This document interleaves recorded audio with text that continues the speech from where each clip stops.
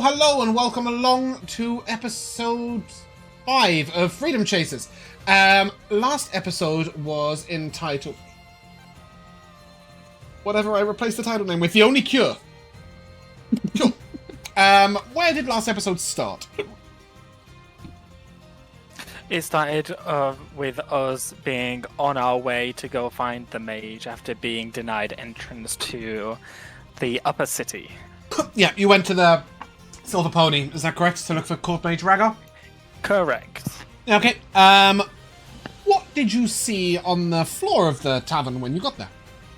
A cat, a familiar. You didn't know it was a And a familiar at the girl. time, but yes. Sure. A girl playing with a cat. Any descriptions of said cat? It was Ginger.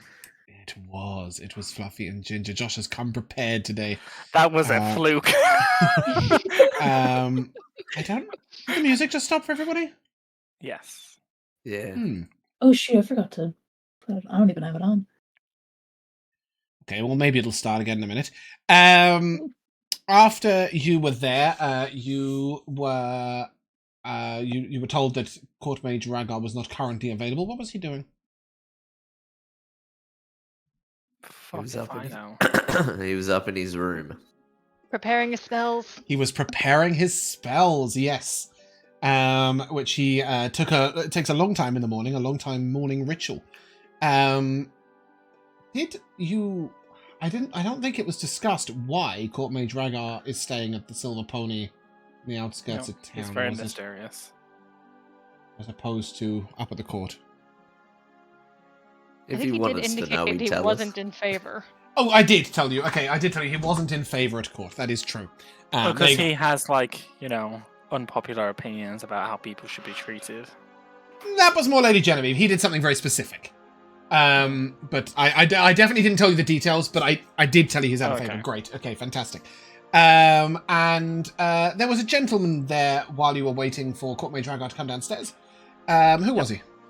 It was the son of the killed merchant. Did you know that? I know you know Not that until now, he told us. Okay. And what was his name? Alexander. Are you going to let anybody else join in, Josh? Or are you Was I right? Hoping, you hoping to score a 20 out of 20 Another here? fluke. Yeah. And what did Alexander ask your assistance? Go on, get guys. his Somebody who's not burger. Josh. Somebody who's not Josh. Yeah, there we go. Thank you. You're not going to get a D4 if you get every answer right alone. So just let's that wasn't part of the rules. let's make There was this no a teamwork involved. let's make this a sharing experience, shall we? Ugh. Very good. What did you how did you solve this problem of him wanting to get to Bowood?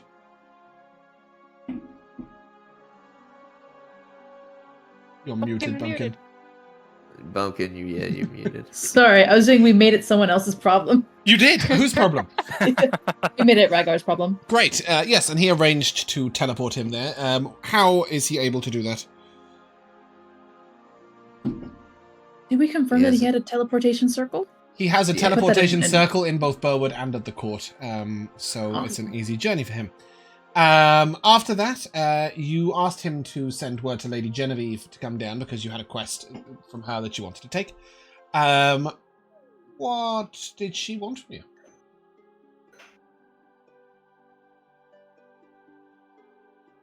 Her mother Her is mother sick. is sick. Yeah, she's dying. Yeah, okay. Is she a human? She is human-ish. My favorite word. There's quite a few races that appear as human, right?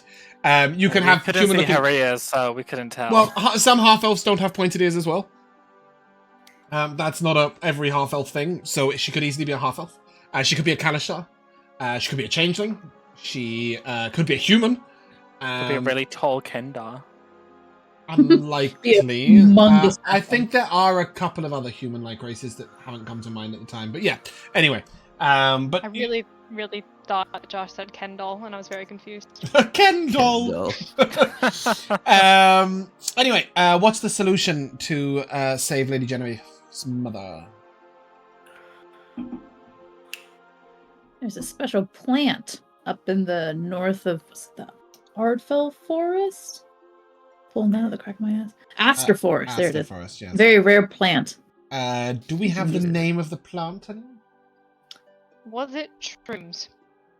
Shrooms? No. There's something else that was shrooms. Something else was shrooms. Somebody else asked you for Okay. mushrooms. Not her. I swear, I just saw the word Nah, Genosha. I know where it grows. I can't tell Yeah, you yeah. the name. Yeah, you go again, Bumpkin, but louder and with more confidence. Genosha, the Yes. Genosha plant.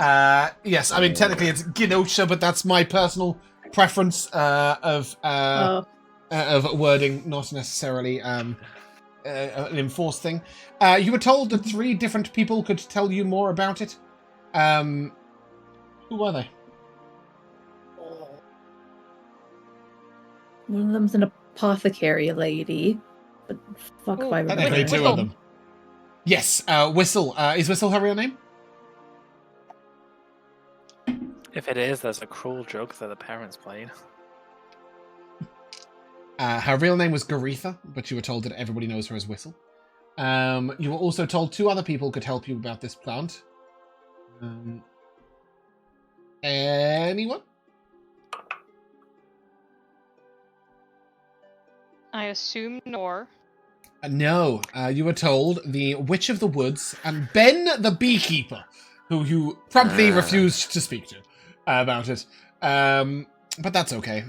You were also asked to, when you stopped at Julie's, I believe, on the way out, she asked you to collect blue cap mushrooms. I think that's her.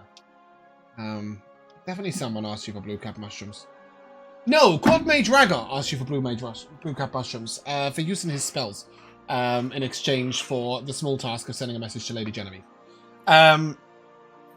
When you then headed out of town after Lady Genevieve was quite adamant that you should be treated better, and said that she would take you into her employ if you succeeded in this quest for her, which would allow you passage into the noble districts.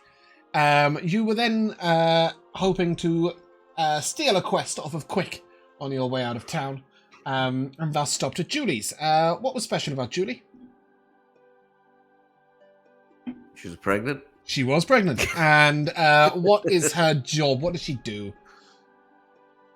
What was her farm based around? She brews mead. She does. It's a meadery, in fact.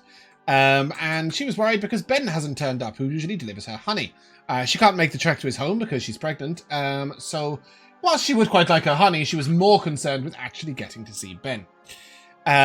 You headed on down the coast and you encountered somebody upon the road. Who was this person? A painter. Mm-hmm. Yeah. Any names? Once I heard his prices, I kind of brushed him off a bit. It was Nicovan de Vavier. Oh, yeah. Yes, a nice easy name to keep Cool. remembering, obviously. Good luck finding that one for the notes. I will write it somewhere if you need it. It might be in the chat. Yeah. It's in the Roll20 chat somewhere. It's right there at the bottom. Now, it wasn't before.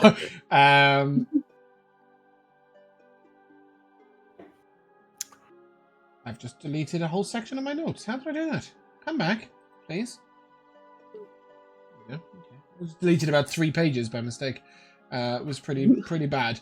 I still don't quite know where that's going. Fuck it. It'll do. Alright, and then you guys continued on the road and you found Ben. How was Ben? He was fine. Yeah. He was just having a Till he good started- old Till time. you started slapping him up the face. And we bitch slapped him. No, what was wrong with him? He seemed a little dazed, like he'd lost a couple days just kind of staring up, looking at nothing. A little Stoned out of disoriented. his gourd. Sorry, what was that, Yeah. Laura? Stoned out of his gourd. Yeah, he was in a bad state. What could he see during the middle of the day? The stars? He could indeed see the stars. Once you sorted his shit out, he summoned his swarm to help him, and he fucked off to Julie. but gave you a gift before he departed. What was it? Julie also gave you a gift, actually. What did he give you? She get 4 bottles of mead, but what did Ben give us? I can't remember. Technically, she gave you 1 bottle of mead, but it's 4 servings. Ben gave us some honey. There's one for each of us. And Bumpkin very cleverly discovered that there's actually honey on D&D Beyond because I once added ingredients for food, so you can actually add that to your inventory if it makes it easier for you to remember. Yeah, I was doing your inventory to transfer it over to Dinari too, and noted that there was honey in it. I was like, oh yeah, that thing. Okay, as you continued on northwards, you were ambushed. Who by? Those I want someone else to guys say that it so I are can looking go at dun it dun now. The highwaymen. There we go. Dun dun dun. Yes, ghostly highwaymen, in fact, who you would assume were responsible for Matthew Callison's death. Continuing from there, you fought them, but you were unable to do them damage apart from William, which meant that they, after a tense fight, they all stabbed him on their way out and then fled. Yes, after that, you reached a clearing in the woods containing a spring. Dinari knew some stuff about this spring. What did she know? Any information? Been touched by the Fae. Had a lot of Fae influence to it. Specifically, these springs move throughout the world. They never stay fixed in one place. When you arrived there, you saw a pixie heading off, and you stopped at the spring to offer a gift and take a drink. Apart from William, who did something else. William, He bathed. are you kidding? I'm letting everyone it's else a sharing experience, which means and I'm sharing it. What did you do? Sharing. I bathed in the waters to heal my non-existent wounds. And it was very cold. After that, you headed off in the spring, but it began to rain quite heavily, despite the fact that previously there were no clouds. Who predicted this? The painter. Nicovine de Favier. Oui, Nicovine de Favier. Yeah, you guys tried to hunker down under a tree when small storm elementals began to harass you viciously and violently. How mean. And it is there that we pick.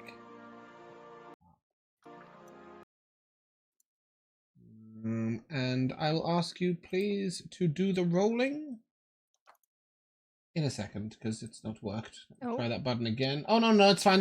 Of initiative. Yes, Williams has come through. Unfortunately, so has Anivari's. Sorry, Laura. You were really hoping that might not have worked. It's okay. We have this rule thing, right? Everybody wants to be low in initiative.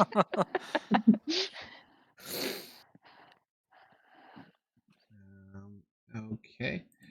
So Do you want to swap with me? I'm missing Dinari's. I rolled a 16.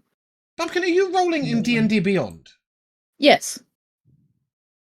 I can see it in the Roll20 chat right now, right above. But you're rolling in D&D Beyond, not in Roll20. Yeah. Yes. Yeah. Your initiative just never comes through. Oh, okay. I don't know why. But anyway. Cool. So I've got Anivari on a 4. And William on a 19. No, William, you cannot change. That is a natural 20. So the other 3 of you, I've got a 4, a 15, and a 16. Any thoughts, processes? Yeah, do you want to swap Anivari? Up to you. Elora? I will happily move forward. Yeah, you go first. Cool. I'll bring up the rear in initiative. I mean, for all I know, there's nobody in between us, so it really doesn't matter, but... No, well, I want you to, I want you guys to split up and hold a few of them down. So, why has there been a duplicate? Don't duplicate, It's please. okay, the horse is gonna kill them all. Why is it duplicating? I don't see the horse at all. You don't? We do. Oh, I only see one. Oh, there's one, but then I tried to move it and it freaked out. Oh boy. Okay, Nope, that's a refresh. let's solve this problem by doing this. It was very cool, but I'm going to solve all the problems by just doing this. Cool. Because I can't... my options are ticked that it doesn't show animated graphics, but those are still animate. Ouch. This white screen is beautiful and demonstrates everything that's about to happen. I have no idea what's going on. Oh, there we go. Loading. That's nice. I like a loading. We have some noise and some interaction and some rolls. Anivari, you switched with... Weary. Okay, fantastic. We have a tracker of initiative. I have no idea where the party are. Let me go down here and find them. I have one horse. That is good. Oh, now I see two. What? There's only one horse. Yeah, there you are. There's one. There's two. What a big horse. There's only one horse. I refreshed to get rid of the other one. Yes, refresh if you have another horse. I'm also going to do this, Okay. Jack. Put Tim next to you. Okay. Cool. William Hale, no, as Tim these is, storm elementals Yes. come swooping in towards you, what are you doing? Lord. So I believe that I tried to hide us with putting some darkness around us. Yes, you did. Let's give you a little aura.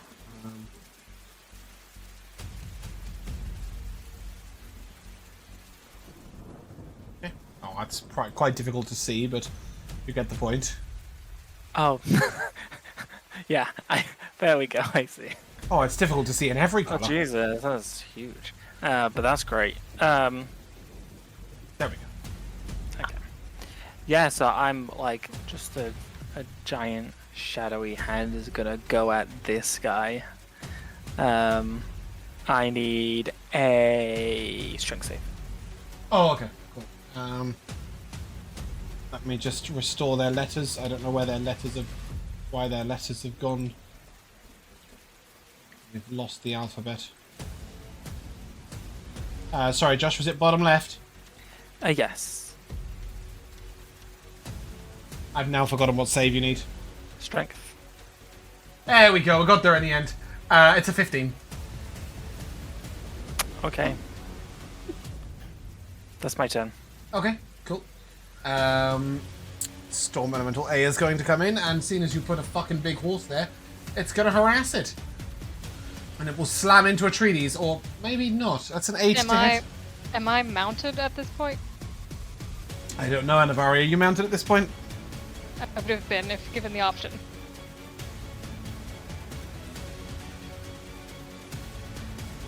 Yeah, so the swing comes in at the horse. So it tries to slam into the edge of it, but the horse shies out the way and whoo! Someone goes 8 does miss, right? Yeah. Okay, cool. And then this one is going to come in at Weary. And also try and slam into you. Well, that's a 20 to hit, dirty. Yeah. That is 4 damage. Alright. Bludgeoning for what it's relevant. Dinari, you're up. Alright, I'm gonna move a little bit, just wrap around the tree to get sight of it, because I can't see Weary right now. So I'm gonna go 5. There's 10. Yeah, I'll take a swing at the one that's charged up to Weary Okay. with my scimitar. Your scimitar. Okay, beautiful. That's a natural 1. Okay. Love this starting so great. far. Anything else from you? Let's see. If I miss the attack still, can I still use my So bonus attack with your action bonus to action hit attack, the yeah. level? Okay, then yeah, I'm gonna take another swipe at it with my hand axe. Okay. And that is an 11.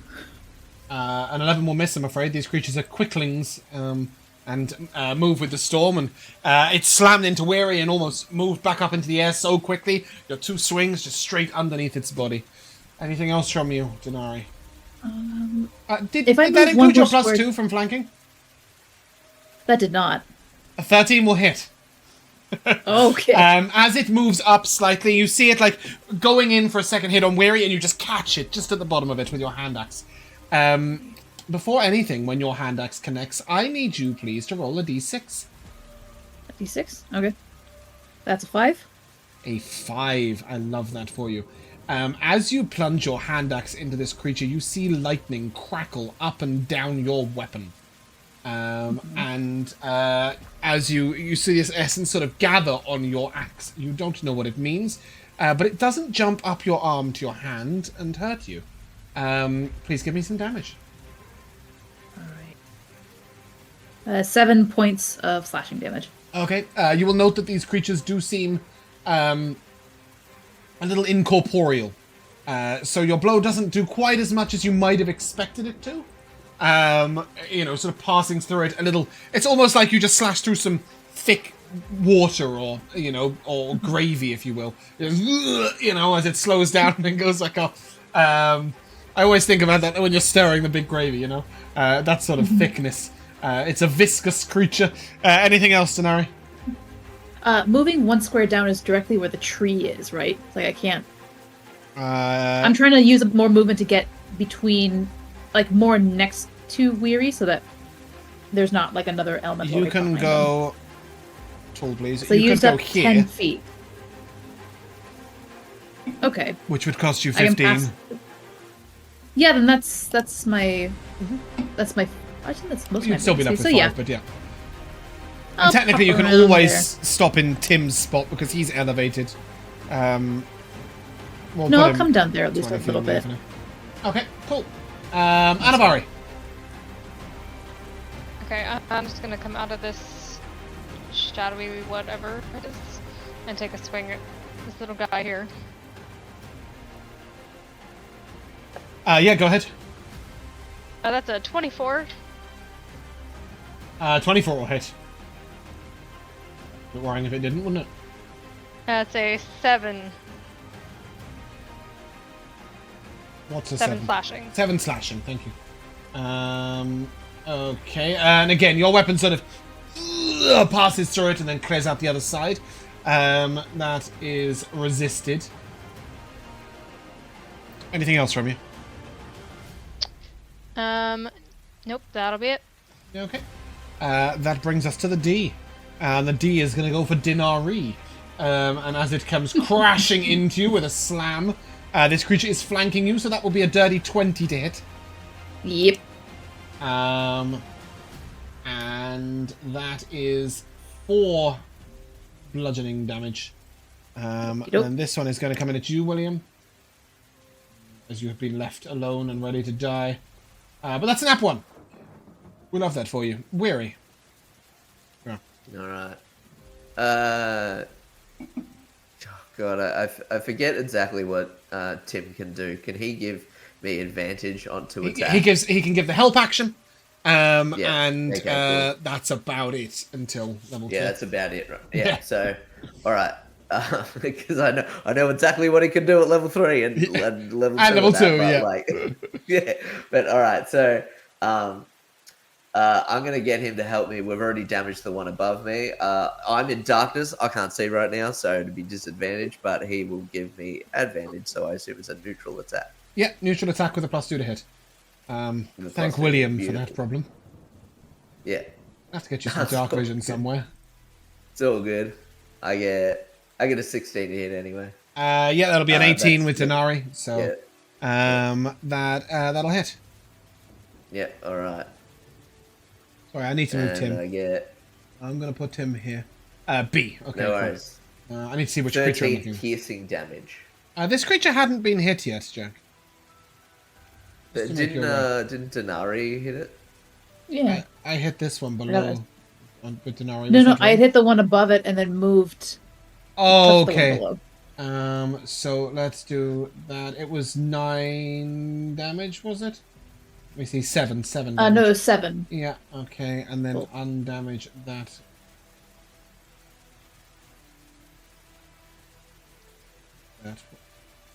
Okay.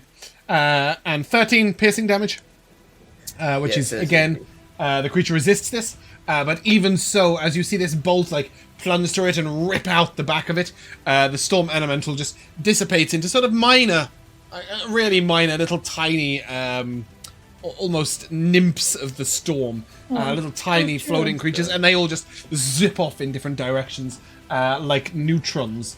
That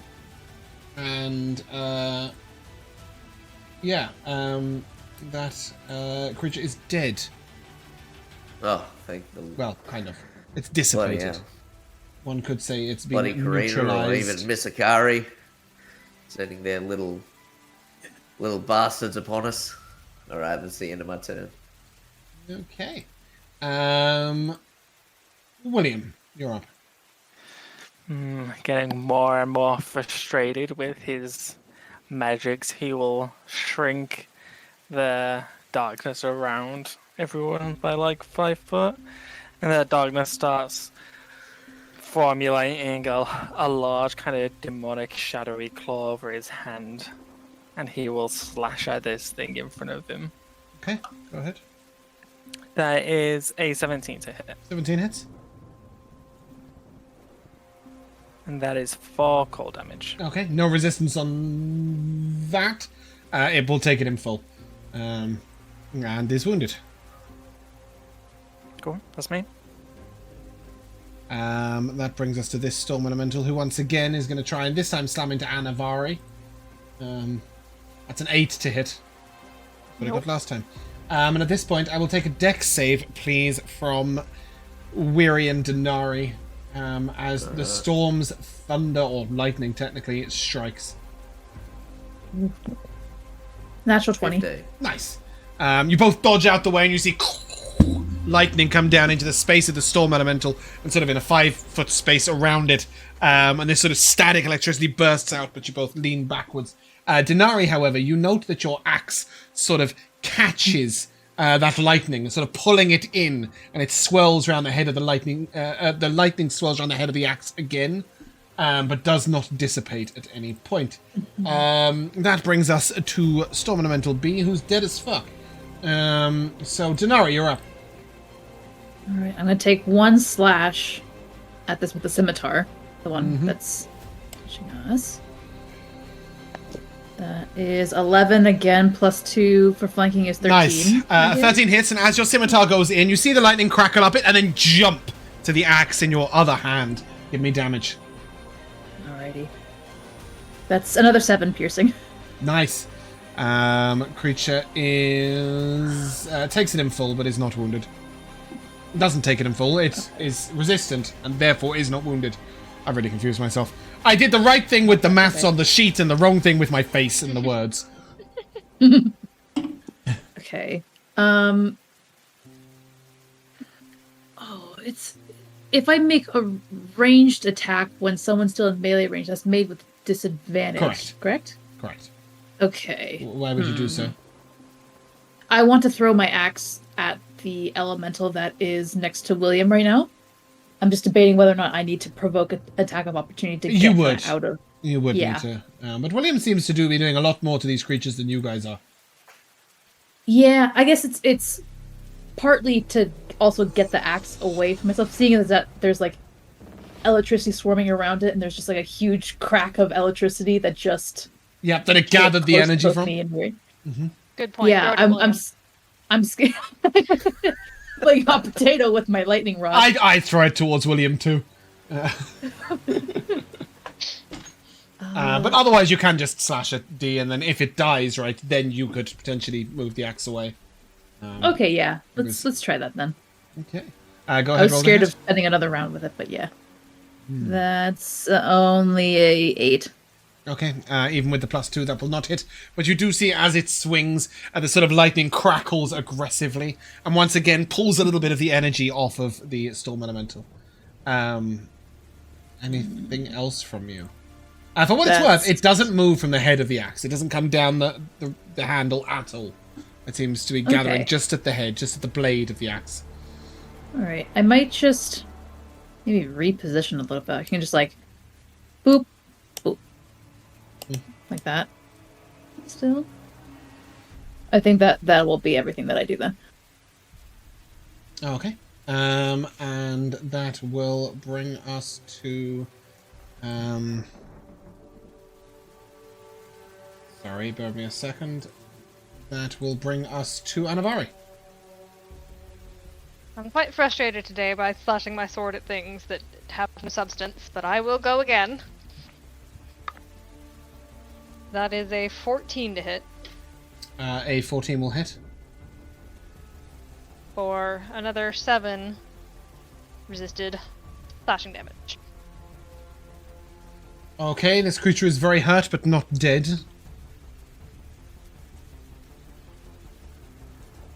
With a bonus action, I shall end my turn. Okay. And that brings us to the D. And sort of unsure which way to strike out, it sort of hesitates for a moment and then rushes at you, Dinari. Mm-hmm. That's a 9 to hit.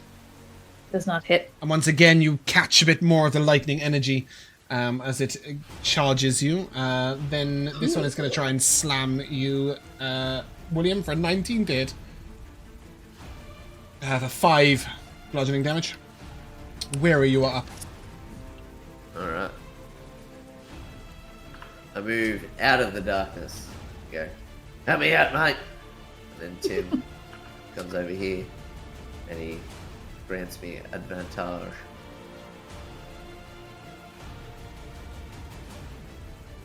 Yep, go ahead. Go to hit with my crossbow. That is a 24 to hit. Yep, that'll hit. That is 9 piercing damage. But not sure if that's going to kill. It is resisted and will therefore not kill. The creature is wounded. Alright, that'll be the end of my turn. Okay. William, you're up. Yeah, I'll slash at the guy in front of me again. Okay. That's a 16 to hit. 16 will hit. That is 6 cold damage. Okay. Yeah, please just... No. That creature is severely wounded. Ugh. My bad. They're all on a couple of hit points, but not quite dead. Anything else from you, William? No, that's alright. Okay, that brings us to this one up here, who once again is going to try and slam you, Anivari. That's a 23 to hit. That'll hit. Ooh, max damage as well, 7 bludgeoning. Dinari, you're up. Alright. Let's fucking kill this thing. One more scimitar attack with this thing. Okay. Go Whoops. ahead. Oh, does that count? I don't know, what did you it's a get? natural 1. It's a natural 1. How deserved. Yeah, that's a 1. Yeah. In that case, doesn't count. Yeah. Yeah. That's fine. Okay, let's try with the axe this time, maybe. I'll have more luck. And I'll roll in my dice tray this time. And that's a 6, 10, that's a 12. Including the weary buff. Yeah, that's including the +2. I'm afraid a 12 will miss. Side quest complete, 13 armor class, by the way. Anything else for you, Dinari? Sure. That is everything. Hey, Anivari, you're up. Alright, I will take one more swing. Hopefully that'll be enough. That is a 17 to hit. Oh, that'll hit. That is actually good damage. This time, 9. Yeah, that's a kill. Please describe its grisly demise. I'm just sort of getting desperate at this point. I will just slash down. I'll go sort of so far that I sort of overbalance and have to pull myself back up. Mm-hmm. And then I will spin, grab the reins. How actually dark is this darkness? It's dark. You can see it with dark vision. Okay. So yeah, you can see through it. I think he's probably got it handled in there, so I'm gonna come around to these peaks over here. Oh, that's a point. Does Atreides have dark vision? No. Ah, yes. Okay, that makes sense. So, yeah, while that darkness is up, obviously you can see, but the horse will be a little more weary. Wow, that's a confusing sentence. The horse will be a little more cautious, and therefore I will say that, Elora, you can navigate through darkness that requires dark vision with the treaties, but with half movement speed. Treat it like difficult terrain. Cool. That's clever. Yeah, I mean, the horse trusts you, right? And you can see where it's going, but you just have to be a bit more careful. Sorry, Anivari, were you doing anything else at the end of your turn? Apart from making a fucking cluster shit of tokens. I moved him. I will put you on top of the head of the horse. That's not how people ride. No, but it is... they sit on the top, right? And I suppose... I mean, realistically, I could have put you here, but then that's confusing because... It doesn't just demonstrate that you are separate to that token. Okay, it's the turn of the two ones that you nearly killed but didn't. Weary, this one's going for you. Yep. That one. It's sort of, you see it bounce around, not sure who to hit. And then it sort of stretches weirdly as most of it goes for you, but a few bits of it go for Dinari, leaping towards that axe. This one's going to try and finish off William. That's a second nat one. Weary, you are up. All right. I mean, yeah, I'm gonna get Tim to give me advantage once again, and I'm just gonna point down, like at its head as it's, sort of with my crossbow as it's looking around and not sure who to hit. And that's good that I had the advantage because one of them was on natural 1. That's a 23 to hit. 23 will hit. Yeah. There's 11 piercing damage. Nice. Against this one. And that is more than enough. And as the bolt rips through, you see the creature sort of explode out in lightning. And all of that energy just sort of swirls around and gathers into Dinari's axe. She's becoming Thor. Kinda. Anything else from you, Weary? Nah, that'll be it. Okay, cool. William, finish that creature, please. I am going to bonus action phase run. And then I'm going to... It's for flavor reasons. And then I'd blow a first level spell slot on a bit of flavor. Love that. Yeah. And then, yeah, I'll slash at this guy. Which is a 14 to hit. 14 will hit. And that is 8 cold damage. Okay. With that, the fight is won. Please describe his grisly demise. Okay. Hey, you good, brother? So, like, with William's like frustration with his magic, he's like body becomes more shadowy and incorporeal than solid, and with his shadowed claw he reaches into this creature and, feeling this creature's heart beating in his clawed hand, he rips it out of his chest You wore that and thing drops it like a on the floor. Grim, but kind of cool. And for the next minute, I can go through people and objects, and I have increased 10-foot movement speed. Cool. Use it to run. Dinari, as this fight ends, you sort of feel this axe sort of culminate, and you raise it up, and you see the lightning sort of come down from the sky into your axe. Please delete your hand axe, because you don't have it anymore. You have a Storm Herald. Oh, I thought you were gonna make my axe like blow up. No, instead, from now on, you have you gathered the energy of a storm elemental. Whichever one of you and Anivari hit first got this. So Anivari almost got it from switching initiative, but then I think missed. I think that's what happened. No, you just didn't switch high enough. Yes, that was it. So I was quite pleased. It was quite a cool sight. But yeah, as you, whenever you strike with this axe, it will count as a magical weapon for the purpose of overcoming resistances. So when those bastard highwaymen come back, you can hit the fuckers. And in addition, it deals 1d6 lightning damage. Also, whilst wielding this axe, you have advantage on any dex saves to avoid lightning or lightning damage. It should be mentioned that this is a dormant item, which means it will grow at level 5, 9, 13, and 17 into its next phase. Doesn't require attunement yet. But yeah. And you may all take 60 experience points, 60. And I really did think that was going to get you guys to level 2. When I didn't look at anybody's character sheet. One more Storm Herald. You stand victorious in the fucking pouring rain and the thunderstorm. It is absolutely drenching it down. Yeah, there's still lightning striking all about you. I need an animal handling check from you, Anivari, please.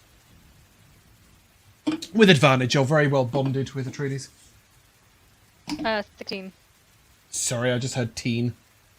16. 16. Yeah, so Atreides sort of shies a little bit at a couple of the bolts of lightning, but you're able to bring him back to focus and convince him that he will be okay. Yeah, I mean, it's this thick, misty storm clouds moving in around you. The forest was difficult to see through already.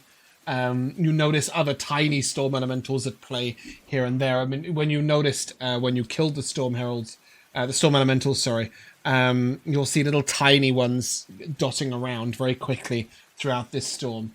It is very clear, even to the dullest of imbeciles, that this storm is magical. What are we doing? How are we doing it? Maybe I'll disperse this shadow around me so that Wary can see. Oh, thanks, I can see. So maybe I shouldn't have been cursing Karina and Misakari.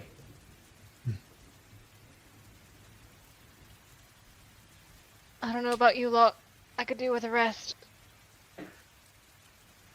Yeah. Do we remember where the Fae Fountain was? You know the direction? Do I know how frequently? Good 45 minutes. Because you said it changes location. At like any time. How frequent is... Okay, yeah. I have no idea. I can't remember what you rolled last time. Give me a history check. History... is a 13. You know they move... You know, they can move at any time. Some of them may stay in place for years. Some may move on over mere minutes, after mere minutes. The Fae are erratic in everything. Yeah. I don't know. I don't think it's a good idea then to backtrack if there's a possibility it might not even be there. Agreed.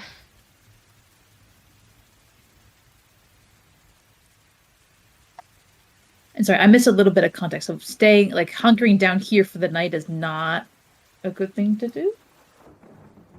It's only 7 p.m, so it'll be a bit of a strange time to hunker down for the night, but sure. You were told that that it's recommended you pick that plant in the middle of the night, though you had no reason why. As you are sort of under the boughs of the trees, you notice a couple of icy hailstones the size of a fist falling in the gaps where the trees cannot catch them.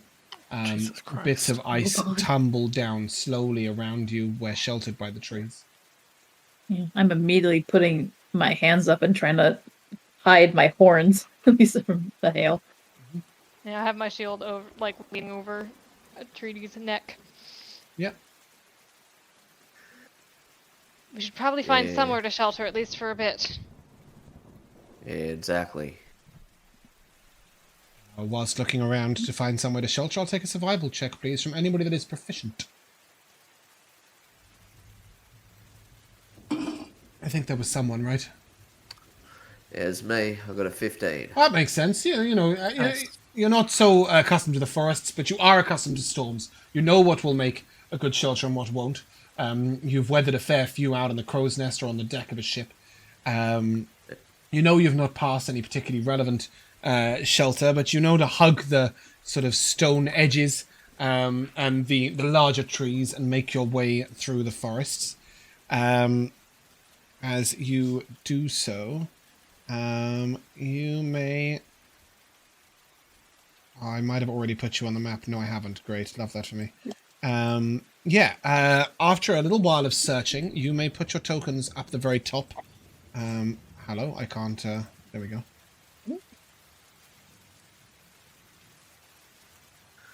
After a little bit of searching, you see a wall, like an actual brick wall. I think you should all be able to make a little bit of it out over here somewhere. Yep. Yeah. And as you make your way towards it, you see that it may once have been a hut. Or even a house. But different bits of the walls have fallen down. However, if you guys want to head on down the path, you could use these 4 walls and this tiny little bit of roof to create a shelter for you to huddle down into. Feel free to move across the map at your leisure. There, shelter. And I will begin running along, trying to dodge the fist-sized hail that is coming down upon us. Watch yourself. Ease up, mate. We're not the only ones who might be searching for shelter. Yeah, my thoughts exactly. Yeah, it's gone. Yep. I was saying I'd be running. To be I'd fair, be dashing in front to try and get. whenever the hill DM anyways. says you can move at your leisure, it means nothing's going to happen no matter where you go, so it'll be fine. Go ahead and find yourself some shelter. As you move in here, you do notice a few of these trees have been struck by lightning on the outside. But inside, the shelter's decent. There is enough space to sort of all of you get in comfortably and, and make your and find a good place that is manageable for you all. I really wish I could find what I'm looking for. But I still haven't found what I'm looking for. In this area, you will see at the center, somebody has sort of placed bricks in a circle to protect a fire. Alright. Is there a roof over that section? There is not a roof over that exact section, and you would know that that's a good thing, because it means the smoke will go straight up. But there's enough roof that it won't be like sort of mass rained on. Any rain that's coming at a bit of an angle won't catch it. So unless it is raining from, absolutely dead straight down, which it almost never does, you will be able to light up a campfire there. Alright, let's look around for some dry wood.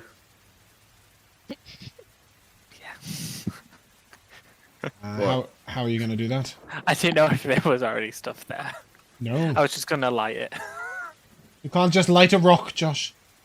Can't I? No. Alright, I guess we look around for some firewood. Scrounge around for anything near the base of the trees. Mm-hmm. Yeah, you think that's been covered from the rain? Yeah. And I just need to add this to the game at a later date, I think. It just isn't present. So instead, you can find some bits of wood that are sort of especially dead wood that are less wet than the rest because they were sheltered by trees. But it's pretty difficult to get anything that's even minorly damp to light. Has anybody got anything that might assist with that? Has anybody got any strategies or ways of overcoming these problems? Looking through my Aside from a inventory right now. tinderbox. Yeah, I mean, I've got tinderbox as well. So is the wood like the wood's not soaked, right? No, it's just a bit damp. It's just a bit damp. The outside of the wood. Yeah. Because if we get thick enough logs, I've got carpenter's tools. We can just cut off the damp bits I love it. and get access to the dry wood that's inside. Yep, absolutely. And as you sort of strip the bark away and the wood away on the outside, you can get to dry wood on the inside, at which point 2 tinderboxes will immediately contribute on top of... Josh, were you going to do something different? If we're using tinderboxes, then I don't need to magically light it. Were you going to use like I mean, a spell slot? I was going to use prestidigitation. Oh, okay. I mean, the fire was going to be like cool and shadowy and black, but if we want regular fire, we can have regular fire. The two of us are just sitting there trying to strike this thing, and it's not working, and all of a sudden it just catches on fire, and we're just like, we did it. Yeah. Yeah. Okay. And at this point, you may gather together, huddle in, and take a short rest. Beautiful. What are we eating? What are you? Aren't you the chef? Yeah, but I'm looking around for everyone else. I'll cook anything, but you got to provide. I think we had also pre-packaged some food from the Silver Pony. Yeah, I made lots of sandwiches. Yeah. Yeah. Oh, that's right. You did get sandwiches, and she did give you some food for the evening, right? Which it is now, by the way. You ate your sandwiches for lunch. In the evening, she'd given you a shoulder of mutton that was uncooked but well salted. It will last a couple of days, so you don't have to light it today. She also gave you some potatoes in a burn-up sack, as well as some root vegetables and some bread, ham, and cheese, which could be used any time. Well then, I'd like mine toasted, and bring out my fry pan. You're toasting the bread as opposed to the mutton. No, like I build a sandwich and I toast the sandwich. We're paniniing. I love that. Yeah. Yes, the old school panini, where you've just got this massive piece of bread and you just slice it in half, fill it up with ham and cheese, and then just put the entire thing in the fucking frying pan. Yeah, that's exactly what I'm doing. Beautiful. Love that. Go ahead and roll me a cooking... wow. A cooking check. All right. It was an 8. Tasty. Nothing more. It was... It's tasty, but you can only... A chef is only as good as his ingredients. Not only that, but it's pouring down with rain. Like, the bread was a little damp. You try and fry it, it gets hit by a hailstone. Like, it's just not the day. But it's edible. And as you all tuck into your cheese paninis, I will take a perception check from Weary, please. And somebody else is also proficient in perception, is that right? Is it Dinari? Yes. Mm-hmm. That's another 8. Yeah. I'm too busy making paninis. And 11. With an 8 and 11, as you look outside, you notice that the hailstones have slowed down, but the water droplets are thick. The lightning's dissipated. It's just now torrential rain. You see rivulets of mud floating down the path. You see little bits of dead wood, even a couple of dead animals sort of floating down on this water that's just cascading down this slightly downhill path out to your right. And after sort of an hour and a half of this, you see some creatures sliding down it with them. With the deadwood and stuff. They seem to be having a lot of fun. And I will ask, please, for... I will take a survival check. I think. The best I could do. A survival check from everyone. Does anybody speak Primordial? I speak Infernal and Elvish. I mean, we don't actually... People don't actually... Nice. People don't actually necessarily speak it, but does anybody have it listed under their languages? Primordial, specifically. Nope. Or Terran? No. Nope. Great. Okay, so with a natural 20, Dinari, you have read of mephits. Small elemental creatures that like to play... and are also... They're pretty violent. And you would know with a natural 20 that they do explode on impact methods. So when they die, they explode like this. And you will note that 3 mud methods are playing in the dirt. And the mud that's running down. And after a little while of this, you see one of them smell your food and your campfire. And it creeps through here. And then it turns to its friends and it makes a sort of excitable gesture as it jumps up and down and points towards you. It is pretty obvious what's about to happen. So I will let you roll initiative. How was that short rest, guys? William is just sat on a brick trying to nurse his busted lip. When this thing approaches. How was Did you this not short spend rest? a hit die? Oh, you don't have a hit die. I don't have one. I don't want one. That's not what you meant. Fuck the hit die. Cool. Yeah, I rolled a 1 on my hit die.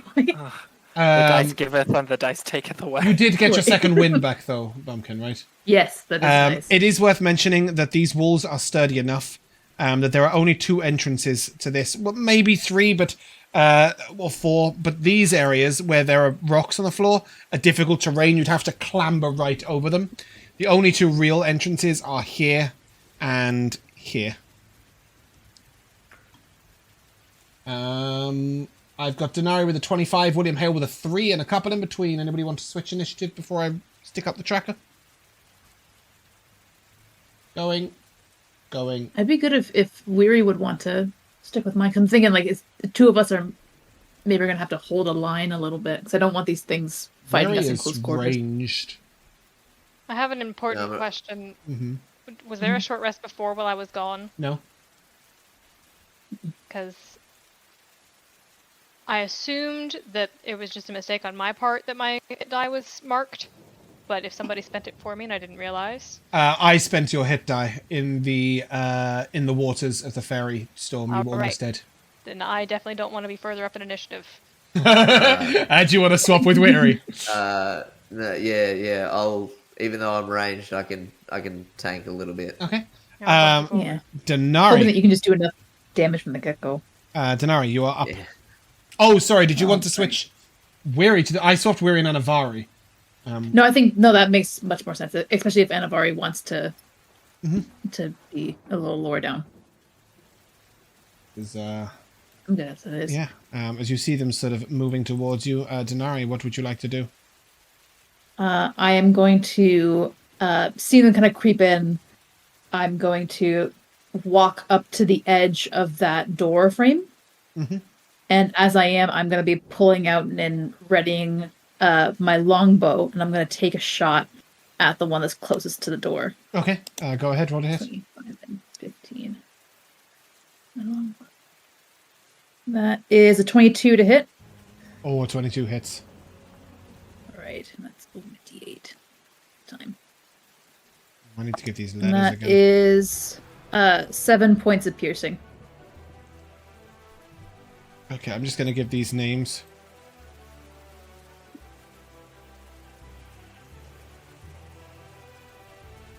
Okay, 7 points of piercing. Yeah, a good strike. And this creature takes it and he lets out a bit of an annoyed noise. A little distraught, really, in a way.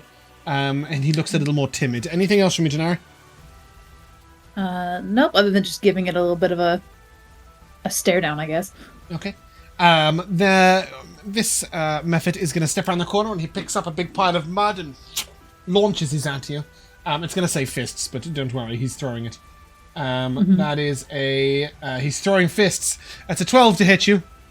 That does not hit. Okay, and then he is going to move up.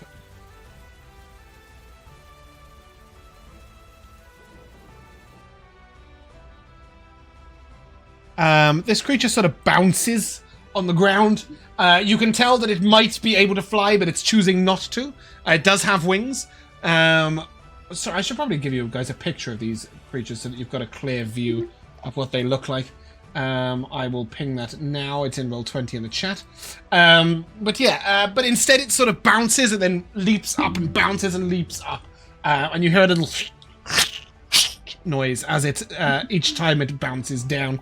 That is going to bring us to this dude who's going to come here and just... and he blows mud at you. I'll take a dex save, please, Dinari.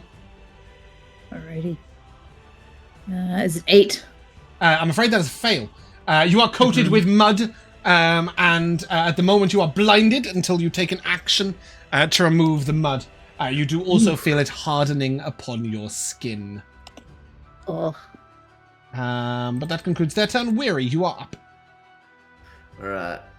Sorry. This creature's here. Oh, there's creatures there. It doesn't matter. And I'm gonna get Tim. I'm gonna make a whistle, and Tim's gonna go out, and Tim's gonna be brave. Mm-hmm. And fly. Can he get out of this one's? So he doesn't. I mean, there's not that much roof, right? So you can just whee. Yeah. All over the top. He's got like 60 feet of flying, right? Give me advantage against Mud Method A that's been hit already. Mm-hmm. So he's going to grant me advantage. Yep. I assume you wouldn't have walked up to B if it was Doesn't there, matter to so him. we're He's got just crossbow expert. Okay. Yeah, it doesn't matter. Mm-hmm. It's a 17 to hit. Yeah, 17 hits, and as you sort of load and you see the bolt strike this creature, and it leaves a hole where the bolt struck. 13 is a huge hit. The creature is wounded. Oh, that's 136. That's not too not dead yet. Oh god. No. You've done 20 damage to it, and it's not dead. Oh god. All right. And then that'll be the end of my turn. Yeah. Okay, Anivari. Right. How's your ranged combat? Level 1 paladin. Resistant. Could I go up to Dinari and use my action to try to clear the mud off of her? Yeah, absolutely. And with this, you can actually sort of like pull some of the mud on. You can see hardening around her shoulders. Yeah, I will just start brushing it off and be like, Will cost your up action. here. Yeah. Yep. Cool. And then I will just. I think I will tap Atreides and direct him to move away a bit. So we're not all here. Just a reminder, Elora, there are healing potions if you need them. Are there? Okay. They're in the group loot tracker here. This is the. Loot. You can Sure, I always will drink bonus potions out of action. there. There's also healing salves, but I believe they You are can just take one in out of my Bumpkin's pockets. I think it takes a minute to apply healing salves, doesn't it? I don't think have that any might sort be a of thing. details. No, you'd have to ping it, and I'd have to read it. But yes, you may bonus action potion if you wish, or not if you don't. Right? It is assumed that you will long rest after this fight. We're approaching 8:30 at night, so totally up to you, Elora.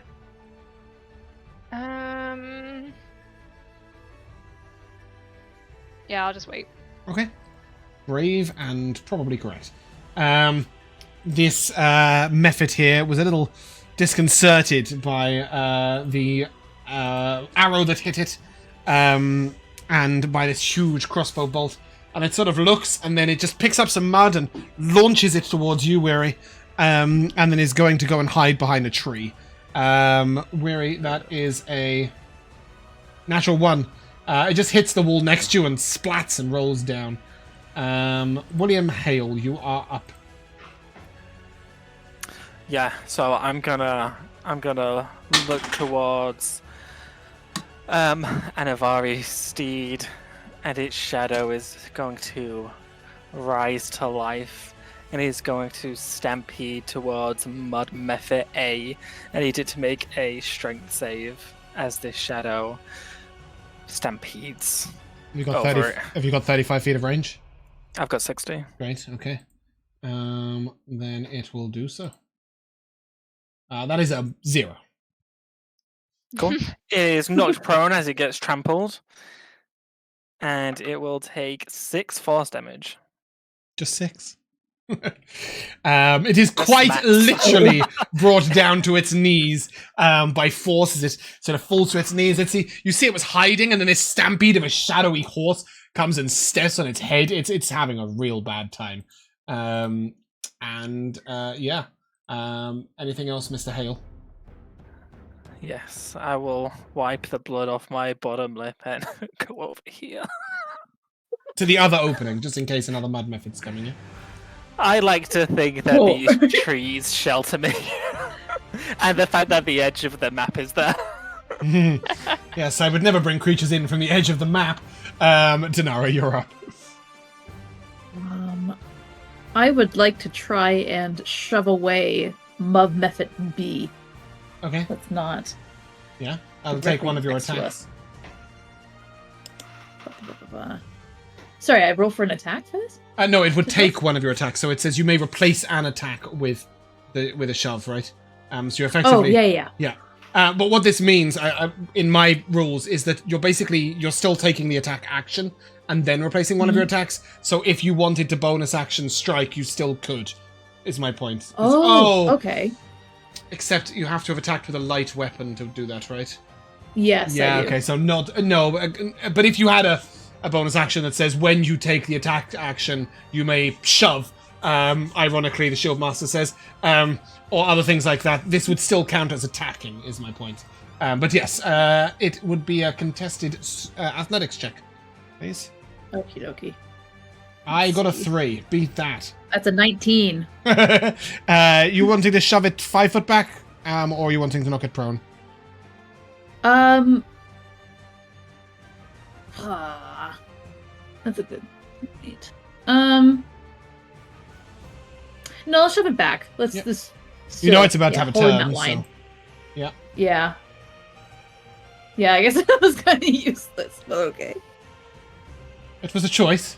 I thought you needed to be. I thought you needed some gap to do something ranged, but you just didn't like it, so you pushed it away. I'm just really scared about it exploding, but it's gonna come back and explode on us anyways. It can't explode on its turn. It can only explode when it dies. So I see your logic now. Any bonus action from you? No, I got nothing. Okay. It is going to launch a handful of mud at Tim. Throws it up. Doesn't like the look of this bird behind it. 14 to hit a Tim. Let me check. Yeah, that hits. Okay. Tim is mud splattered. This means that the mud will begin to cake him and solidify. Alright. Which means that at the moment he is slowed, so half movement speed and cannot take multiple attacks. And if it's not removed, he will be restrained. That brings us to Mud Method C, who's not so feared, and is going to come up and try and bop you in the face. Dinari, that is a 10 to hit you. Mighty. Weary, you're up. Alright. Gonna go, Tim! And, but even though I love him, I feel that we gotta focus down the shit, and I'm gonna say, oh, you can handle it, you old bastard. You've handled worse. And I'm gonna shoot Mud Method C. Okay. I'll put it in, and again the bolt goes through it. I think, provided you hit. Nah, that's a 10. A 10 will miss, I'm afraid. Yeah. All right. That's the end of my turn. Anivari. I kind of see what Dinari was thinking. So I think I'll try to give her the chance to do it again. I will look over here and I will try to shove Mud Method C. Okay. Athletics way. check, please. I got an 18! This one's strong. Oh, it flexes its mud-like muscles. It just does a full-on flex at you and laughs. For a total of 19. Oh, I see. And as the two of you, let's say, locked in position. Give me another one. It will reroll 19? to 4. It sort of, as it flexes, it forgets about its legs and just slides along straight backwards. 19 again. Love that. Does that conclude your turn? Or are you moving back? Yep, that'll be me. Okay. The Mud Method A is going to come around the corner and very reluctantly just throw some mud towards you. It's a disadvantage. Dinari, it's coming at you. That's a mighty 7 to hit. William Hale.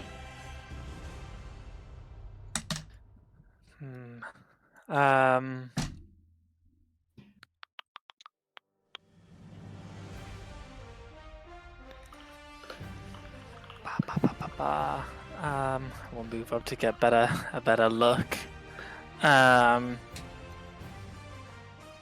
And I will. I'll send another Stampede at Mud Method A. Strength save, please. Okay. You can see Mud Method A, yeah? Oh, you can can. now. I've moved it out. The 3. Cool. It is knocked prone again. And takes 5 force damage. It is dead as it is trampled into the mud, and it just merely washes away down the road with the rest of the mud. Cool. That's me. Cool. I'll Dinari. put back down here. I mean, I'm really hoping that we're out of range. This thing. I'm gonna try and throw my nice new hand axe at my method B. Love that. Fly, throw it in. Go ahead, roll the hit. That is an 18. Oh, that hits. Yes. Crunch it. That's 2d6 now. That's... Oh, I guess I shouldn't have rolled them simultaneously, because I don't know which is lightning and which is... It doesn't slashing. matter Does it right really now, matter? but in general it will matter. Yeah, okay. It's 9 damage total. Cool. That's what we can say. Does that including a modifier as well? Yeah, I rolled The a fuck did you 5 roll? and a 2. Oh, you've only got a plus 2 to 2d6. damage. Yeah, okay, that makes sense. Yeah. Cool. Sorry, that was at C, right? B. Cool. Anything else from you? No, my axe is now embedded in a method. So Mhm. I can't use it to bonus action fight anything. Indeed. Okay, cool. That will bring us to Storm Method B, who with an axe in its chest, it's going to spend its whole turn doing this. And it pulls the axe out. And then as it raises the axe, the lightning crackles down it, and it just drops it in panic. And then he throws mud at the axe. Trying to cover it. This mud method is going to come here and go and blow mud at all 3 of you. Isn't that lovely? Dex save, please, guys. Ah, Ooh. It's pretty good. 15. 23. Ooh, that's the horse. Yeah, so it looks like you guys have rolled well, but in reality, its mud is literally just, he's made an absolute pile here. Like, there's just an absolute pile of mud just in front of you guys. It looked cool. Where you're up. Alright. Tim's gonna have to be alright. Because I'm gonna shoot Tim is at this there. point restrained. And what that means is that a mud-covered bird just drops out the sky and hits the ground. Alright. Does he take bludgeoning damage? Nah, the mud pressure, the mud was fine. He's now just a very, very, like, literally just drowned in mud. He looks furious. He is squawking his head off. Alright, yeah, I'm gonna shoot Mud Method B. Focus fire. Okay. There's a 21 to hit. Oh, 21 hits. Oh, that's 6 piercing damage. Come on. And that'll be the end of my turn. Yeah. Okay. Anivari. Well.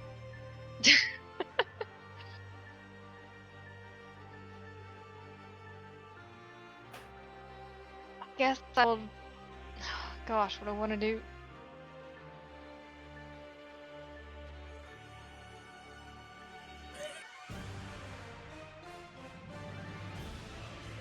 I'm gonna pick up a bird and move it away from a method.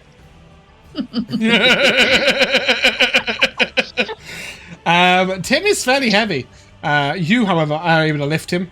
And as you pick him up, he's like, "Wah, wah, wah." And he just shakes his head at you, covering you in mud. Yep, thanks. It's a lovely little sitch. But yes, as this slightly muddy, distressed bird looks at you, he's going to go in for the beak and peck at you, Anivari. But you just hold him far enough away, and it's like, you know that moment where you put your hand on a child's head and it like tries to swipe at you? It's that. You're holding it, and he's just constantly at your face. Anything else from you, Anivari? I'll drag him away from the methods, and then I will just dodge. Okay, love that. That brings us to William Hale.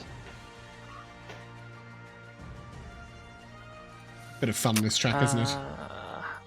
I will. I'll send out a shadowy horse.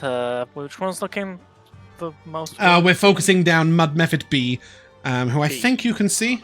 Yes, you can. Yes. So yeah, I'll send a. You guys don't have your view blocked of behind the pillar? No. You can see that the pillar is a pillar, but you can see through it. Well, I'll just go there then. No, it's just very bizarre. None of this is actually blocking your vision to anything, is it? No. It seems like the shadow's pointed more like there is a shadow, but it's pointed down, not like. Oh, there are shadows for you. Yeah. Okay, cool. That's Oh yeah, because that's where my character is. Yeah. Okay. Sorry. Carry on, Josh. Yeah, I'll send a shadowy horse to that one. Okay. 16. Please. Yeah, this is the same one. He just flexes his muscles. Says no. The horse kind of like starts galloping towards it and then just dissolves into shadow before reaching. It is the strongest mud method in history. Dinari, you're up. Your axe is on the floor in front of you, by the way, covered in mud. Oh, it's in front of me? Yeah, he threw it down in the square in front of you and then threw mud at it. He didn't like it. Oh, true. Sorry, I thought it was still. You can pick it up away. if you want. It's 5 feet away from you, but not 10 feet away. So yeah, okay. You pick it up, and the mud method just sort of realizes what he's done, and you see him put both hands on his head as he realizes he's given his your weapon back to you. Yeah, I think doing that, then I'll spin it around and give him a part 2 of that. He tries to put his hands up to block it. It will have no impact on the attack. Let's see. Well, let's see. It might be enough. Da-da-da-da-da. Oh, that was almost a natural one, but it's a 17. Yeah, you see this lightning axe just chop 3 of his fingers off in each hand, and then strike him right in the middle of the face where he wasn't expecting it. He sort of rocks backwards. Give me the damage. Let's see. 6 and a 5. That's 7. God, why can't I math right now? 13. Please describe his drizzly demise. Rain-themed death. On demand, please. His drizzly demise. Yeah. Oh, we still got one more method to worry about, right? Yes, but I like the idea of you killing something with this axe, so I want to know what you did to it. Okay. I think kind of almost spurred on by the cockiness of this method with its flexing muscles. Yes. Yeah, and I'll again, like saying, like I'm just gonna give it a good round 2 of this new weapon, just like testing out its capabilities. It is just like a clean cut through the head. It spins around and embeds itself almost like into the tree that's directly behind it. It's just I imagine just like a very clean cut. Yep, you hear this sort of rumble of thunder as this weapon crackles through, and that is Mud Method B down. Looking around, the other Mud Method sort of sees what's happening, and he looks a little panicked. What are you doing, Dinari? That was my action. I got nothing. Okay. It's the end of my turn. On the Mud Method's turn, it is going to turn, and it is going to run over to the mud slick, and then it is going to try and slide down the mud. Anivari, you may take the thing that you do with a reaction when it tries to run away from you. Fucking hell, words hard. Need break. I mean, Dinari told me that these things explode, right? Yeah. Mm-hmm. Yeah, I think I'm just gonna let it go. Yeah, and as it goes all the way away, it takes its dash action and moves twice as fast in a mud slick. I will tell you that you are victorious, and I will ping the death burst to the chat so you can all see how deadly it would have been if it had have exploded around you. Okay. When the method dies, it explodes in a burst of sticky mud. Everything within 5 feet of it must succeed in a dex save or be restrained. You guys may take 45 experience points, and we will take a short... Have I just left you 5 short? Nope. No? Yes? No, you took us 15 over. Great, okay. Yeah. I had a horrible thought there. Because I've rounded down from 48 instead of up to 50. So I was really hoping that I hadn't screwed you out by 5. We will take a short break. Be right back. Hello, and welcome back to a rainy evening in the forest, in the Aster Forest. as you guys hunker down post-combat, that Mudbuffet is very dead, by the way. No, he's not. He took a ride down a mud slick.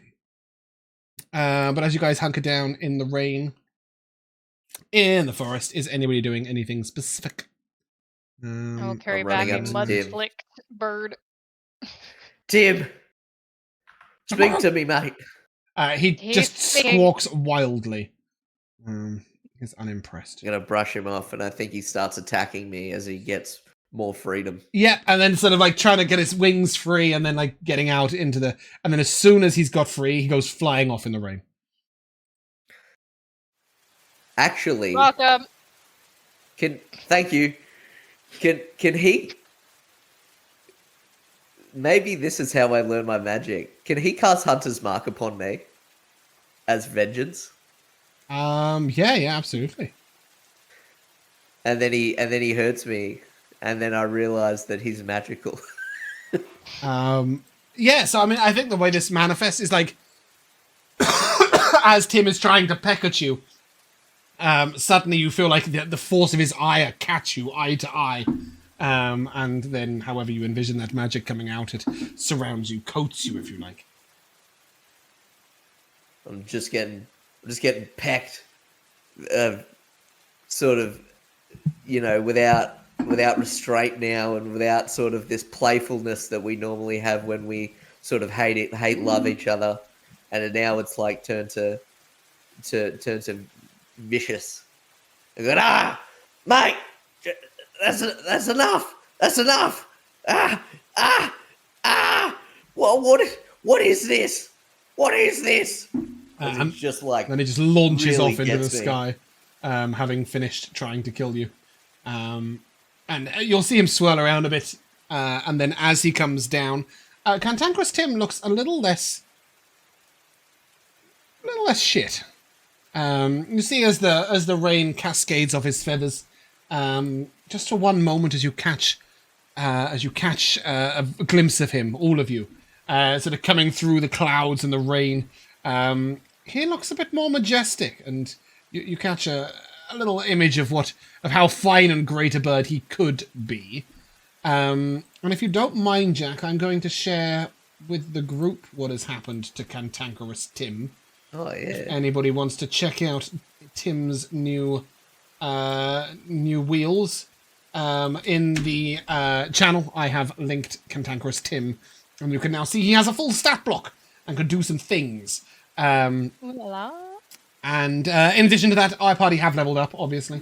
Our Paladin and you will see these things role played out, but in the meantime, just to let you know, our Paladin and Rangers can now cast spells. Our Fighter can now do more than one action in an action. And our Sorcerer has gained a spell and some sorcery points, making them a Sorcerer. I think also we got a fighting style on a Paladin and a Ranger. Yeah, a whole lot of stuffs. One other thing. Atreides gets an extra hit die, Elora. Woohoo! I will add that now. Let me... Homebrew Creations. Atreides. For what it's worth, Cantankerous Tim's stat block is his level 2 stat block, not his level 1 stat block. So that doesn't need adjusting. Your proficiency bonus is still a 2, everybody, right? Yep. Ooh, he's got a D10? Jesus. Okay. Atreides going up by 6 hit points. More than that. 8 hit points a level. I think we might slow that down at some point, Elora, just so that the horse doesn't always have more HP than the entire team. But that puts it up to 23. Good with me. Yeah, I mean, I think so. That's right. What does this button do? Oh, look. I can roll his hit points with this little button. Cool. Who knew that? I did, apparently. Yeah, I did not know I could do that with Roll20. Anyway, sorry, minor distraction. But yeah, as you guys huddle up and you see Cantankerous Tim sort of swoop down looking mighty and cool, and you eat your meal, you may huddle up for the night. and take a long rest as you're camping out in the rain. Who's got a tent?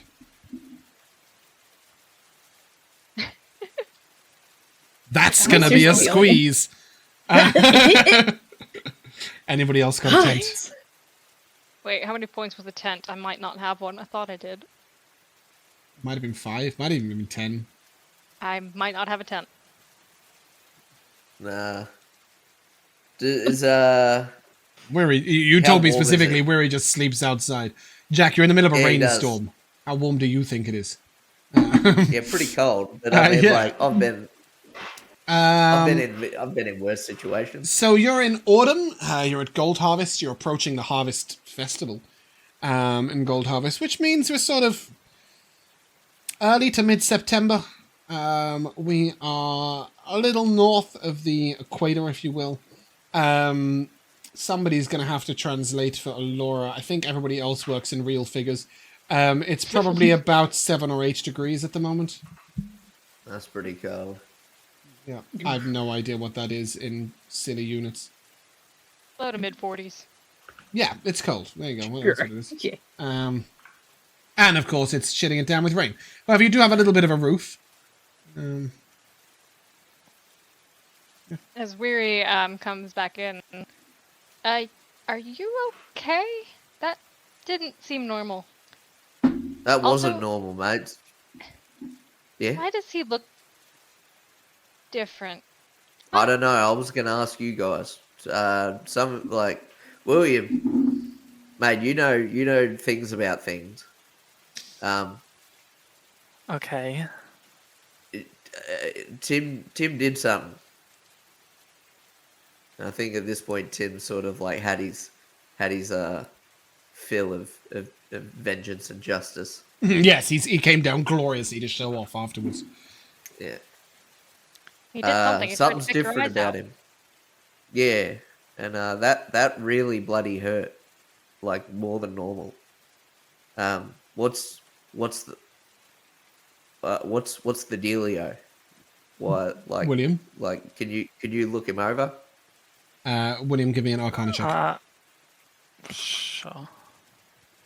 Sorry, I was trying to sneak into the right moment in the roleplay there to get the check. 23. 23, okay, cool. Carry on as you were. I'm not a cleric nor a veterinarian. I don't know what's wrong with your bird. With a I 23 don't know, but Arcana he's more check, powerful. you will note that there seems to be some sort of magical bond between them, though Tim himself doesn't appear particularly magical. Although, now that I say that, Well, no, I mean it's so abstract. You could just see there's a bond. Like it's a bond. there, It's friendship all the way. I can feel the weave between you two. There's some kind of tether connecting you both. It's faint, but I don't think it was there before. Like you say the weave, you mean like magic? No, I mean my wig. No, I'm just kidding. I don't really say that. I don't really say that. Yes, I mean magic. You mean I've got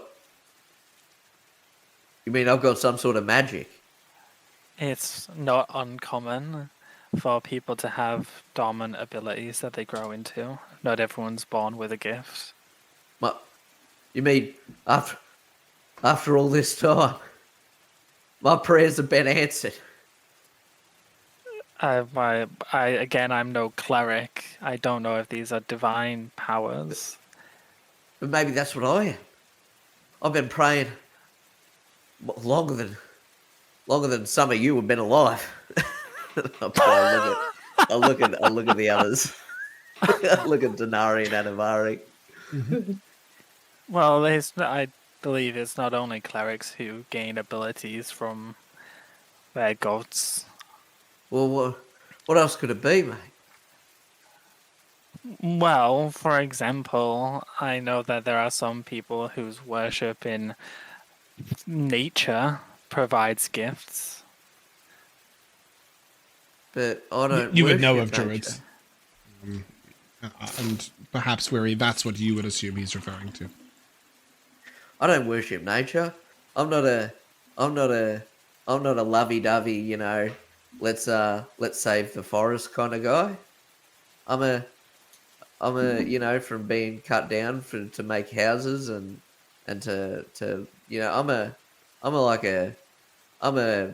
put all me bets on worshiping every sort of god out there just in case one of them answers the call, and one of them has answered the call. And as soon as you say, like, one of them has answered the call, there's a little crackle of thunder in the distance, and you're certain that means that is a response to your words. If you believe that you've been gifted by a god, I'm not quite sure why a god would take such an interest out of nowhere into you, but let's say that they have. How do you plan on continuing worshipping them if you can't pinpoint which one? I'm sure they wouldn't like you to continue to worship all of them in hopes that you accidentally worship them too. Well, it happened during a storm, so it was either Karina or Miss Akari. So it was one of the two, and I'll just hopefully they don't get jealous. Well, surely there are more factors than that. I mean, we are in the middle of the wilderness. Wouldn't it? Oh yeah, we are in a forest. Could be a forest god. So, You're putting Jack's knowledge to the test. all right, Quick, think. I mean, there's dragons that have to do with very specific forests, and then there's Yerevan, who's like has a love and a symbol of forests. So See, I don't know. this is the. I mean, I don't mean to dampen your spirits. I think whatever connection has grown here seems to be beneficial, but I don't think you're right in that you've been blessed by a god. I'm sorry. What makes William think that? Because of all the reasons he stated, it seems very out of nowhere. Just because for it seems out a of god nowhere, to and he suddenly worships take it. Right, interest, and he worships too many gods. It seems weird that one would be like, you said my name enough times more than the others. Sure. Okay. I can see that, but I just want to make sure that you're aware that nothing that he picked up from his arcana check, or from the fact that he's a ranger dictates that it isn't a god. No, I would assume that if it was some kind of divine magic, I would sense that it's a different type of magic. I'm assuming. That's what I'm saying, is there's nothing in your arcana check that it takes one way or the other. It's too... Sure, then I guess it's very primal, this magic. You're not really sure where it comes from, because it's unrefined, it's unpracticed. It's just then and it's coming from a fucking bird. Well, sure, I think because of that, and because Sorcerer's magic is very...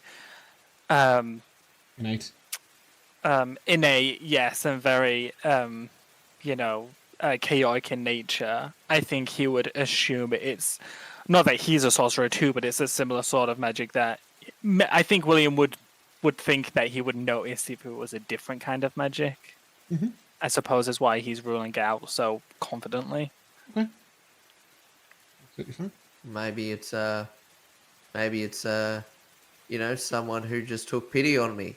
Maybe it's like Gay Celia, or maybe it's like the crone, Pauline, Maybe it's just still from all of them that we're on the right path.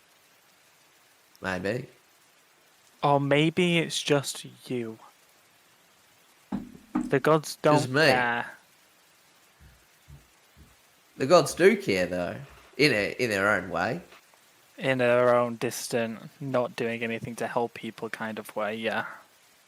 I get that. I see that for you. There's clerics and Okay. such, and they have divine. I know there's people who aren't clerics who still get their divine gifts and powers and such. I don't know them, but I've heard about them. Okay, and think of all the people in this world who are... Think of all the gods and all their power and all their knowledge, and then think of all the people who are suffering. Why don't they do anything to stop people suffering? I don't know, mate. That's a good question. Maybe if I grow in power enough, I can ask that.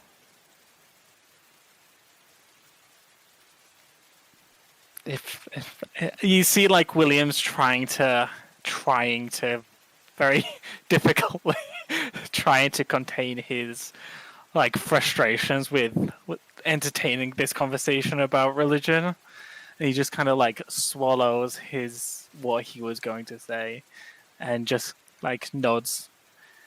I hope you get there. Oh, well, thanks, mate. Thanks for your help. No Man, problem. cleric.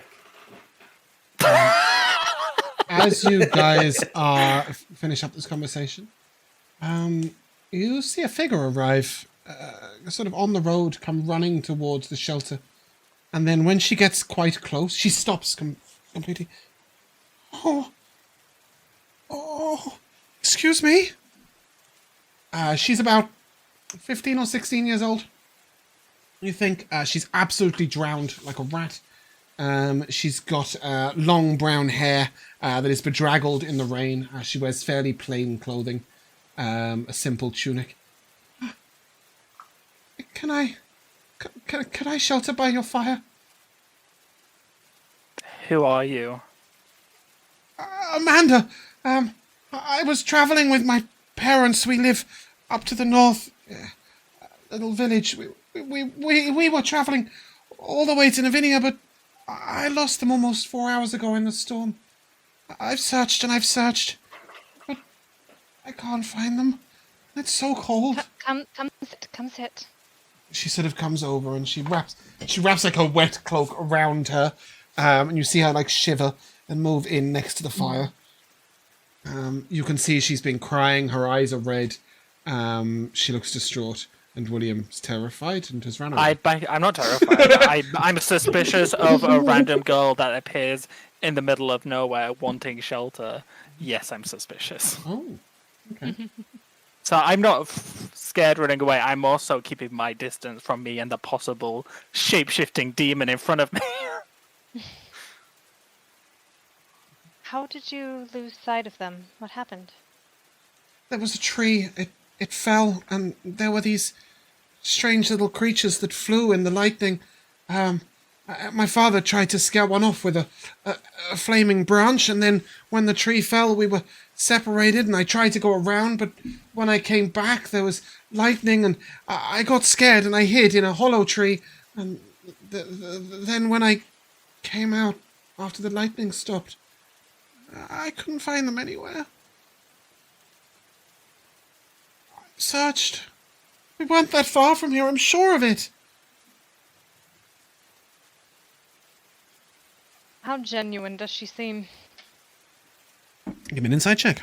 She looks sad and frightened, and she's definitely cold and wet.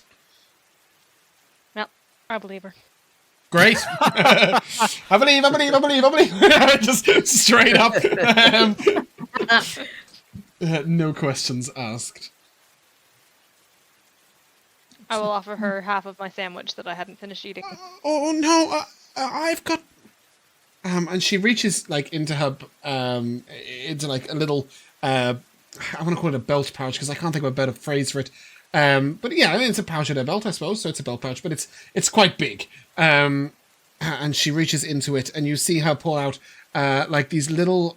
You can see they were once cupcakes. It looks, but they're all squashed into like one squishy mess. And she sort of reaches in and she starts to like eat like little handfuls of it. And Mum made these yesterday. And then she just sort of holds out her bag of crumbs to you, Anivari, if you want some cake crumb. Oh, it's okay. You can keep it for yourself. I've got an apple. And she pulls out a very bruised looking apple that you think was a sort of greenish red, but now is a sort of greenish reddish brown. And then she sort of looks up. I go to put my hand up and say no, and then a horse comes over my shoulder, and that's what I was about to say. She looks over, and as soon as she sees a treaty, she's like, "Is he? She? He? he would hungry? love it. Oh, can I feed him?" Sure. Hey, Hold go, your mister. palm flat. She does. You see a treaty sort of tip his head to the side a little bit, curious. Not afraid, just a little unsure. And then the apple wins, and he takes the apple.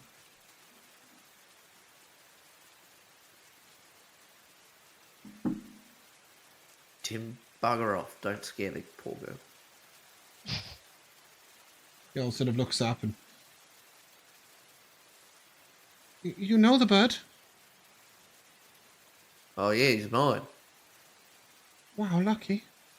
Well, he's not mine. He's just a mate.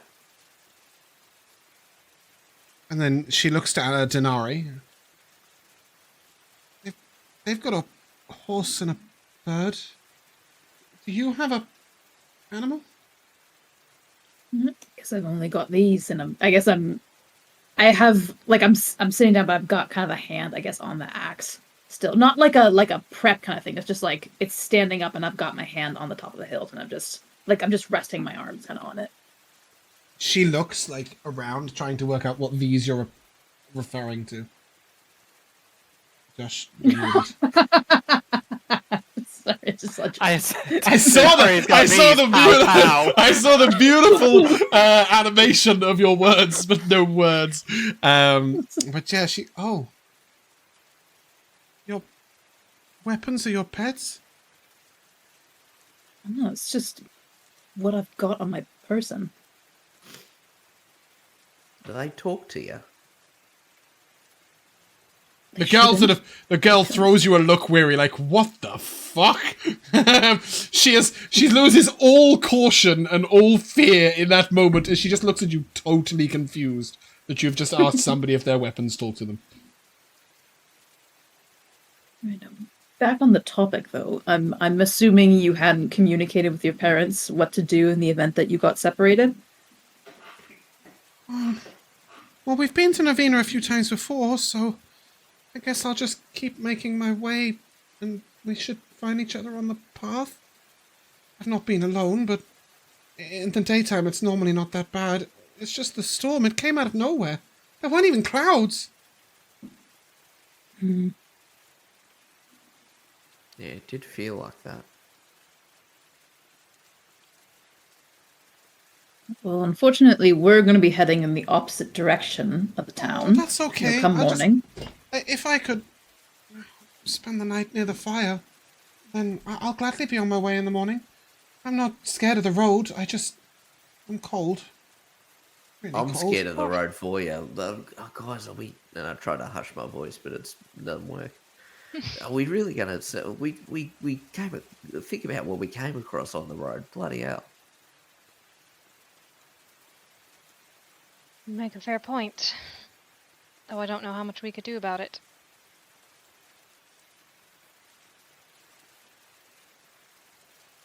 We could just go back and then come back. You don't have to do that. Does she look human? Give me a perception check. You're fucking obsessed. That's a 30.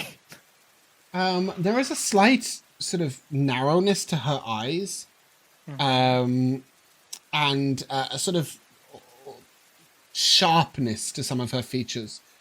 If she is human, she's certainly not from around here. The reason why I ask is because I'm wondering if she can see darkness. You're not sure. Okay. She scoots a little closer to Anivari, and I'll be okay in the morning. I promise. I've been to Novena before, a few times. I know the woods. I've got a few little tricks. There are strange things on the road. Oh? What tricks are these? Yeah. Just little woodland tricks, you know? No. She'll pick up a small twig with like a little fork in it, and as she holds it, a single leaf will grow from it. I don't know how Druidcraft's going to save her from a bunch of ghostly highwaymen either, but do you know what? She's fucking got it, so she's going to show you it. What's your name You again? can grow leaves. Amanda.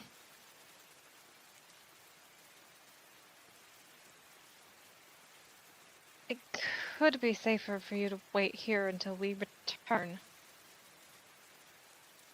You think my I parents assume might our come path- past? I assume our path leads onward, and then we have to It go does back indeed to lead Ravina. straight back, yeah. Yeah. I don't know for certain.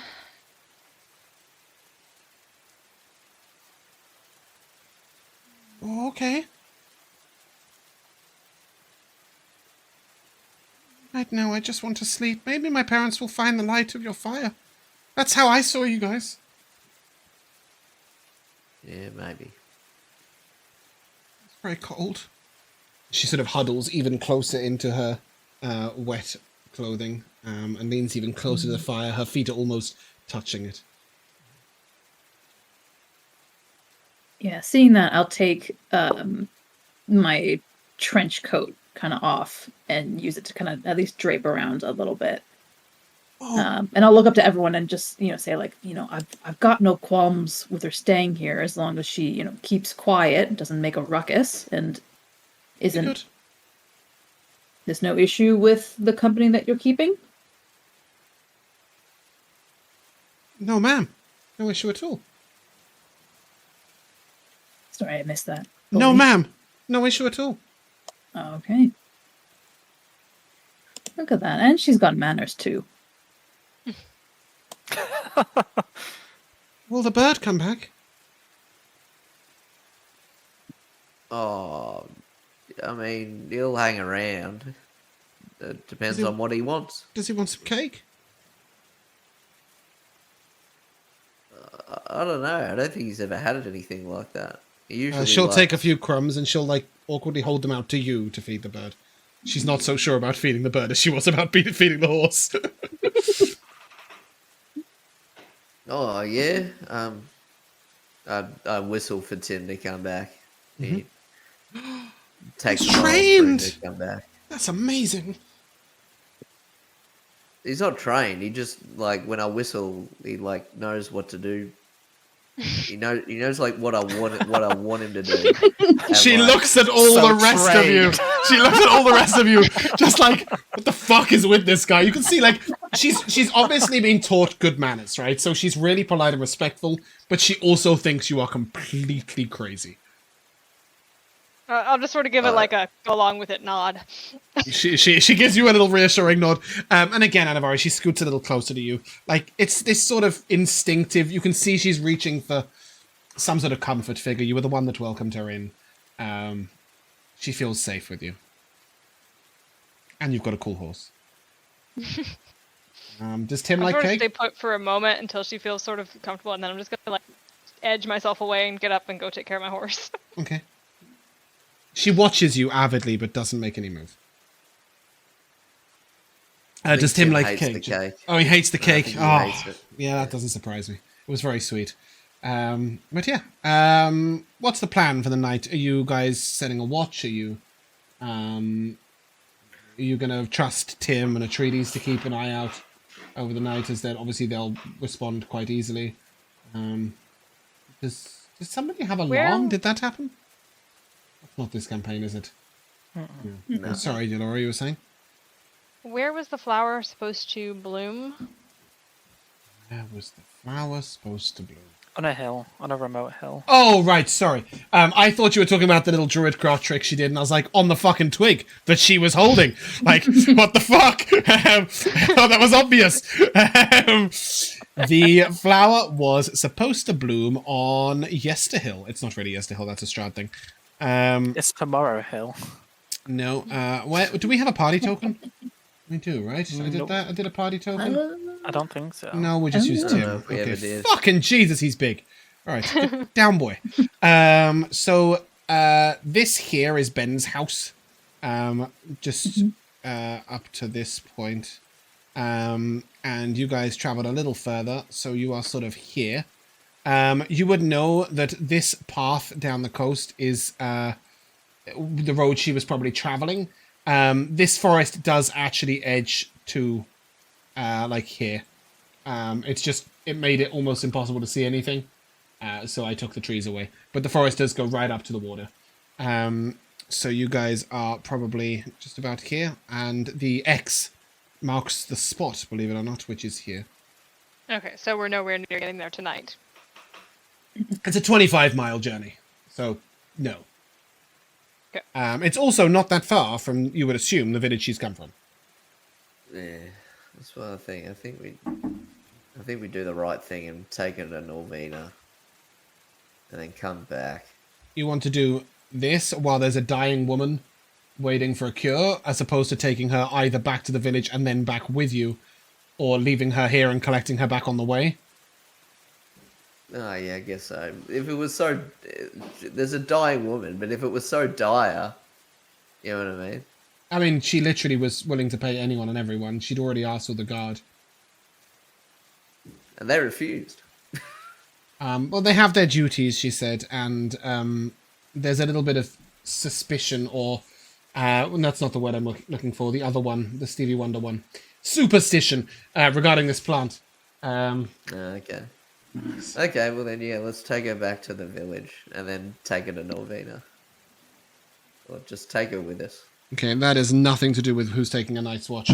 But I like that for a tomorrow plan. For a tonight plan, are we trusting in Tim and Atreides to keep an eye out on the road?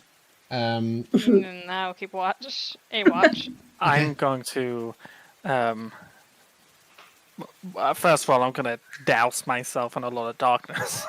But I will also stay... She looks curious, but says nothing. I will stay awake until she falls asleep. Okay. This doesn't take long at all. About 15 minutes after conversation dies down, she lies down on the edge of her cloak next to the fire and falls asleep. I'll watch her for an hour, and if nothing She doesn't suspicious run at all. happens, then I will also go to sleep. Okay. In the shadows all my life. All right, Rasmus. Anyone else taking a watch, or is it just going to be William watches for a bit, then Anivari takes a watch? No, I'll definitely contribute to the watch. Where are you take a taking the watch. morning watch? Because breakfast? Yeah. Okay. I'll take a perception check from everybody that's not William Hale. So the next 3 watches. There's so many of them. 17. Too busy Nice. taking a piss and cooking breakfast. I got a 6. I hope you're not Alright. mixing those two. Okay. And we'll say that it William, then Anivari, then Dinari, then... Where is that the right order? Have I got that? Well, I don't think I would have told anyone that I was secretly spying on her. Sure, but it was discussed, I'm sure, by the party that you would take the first watch. Sure. Is that order okay for everybody? Yeah. Sure. Anivari, you sort of you keep an eye out. You look around. You see the shadow of her sleeping next to the fire. You see the rain sort of starts to dissipate a little bit over the course of the evening, and dies down. What was your roll, Bumpkin? 17. 17. You see her get up in the middle of the night, and she goes to walk just outside the building.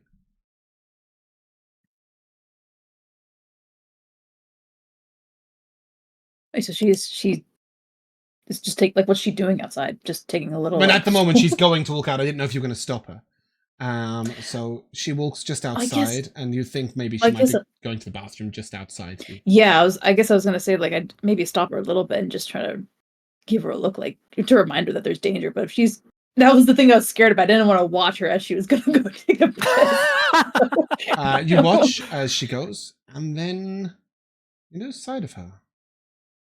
Suspicious. And she doesn't come back. Oh shit. I don't. Do I hear at least any sort of commotion or anything going on after she leaves?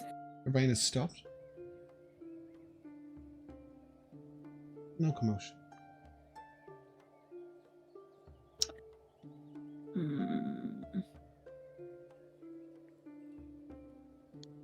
Do I go out and take a little look? That's the question.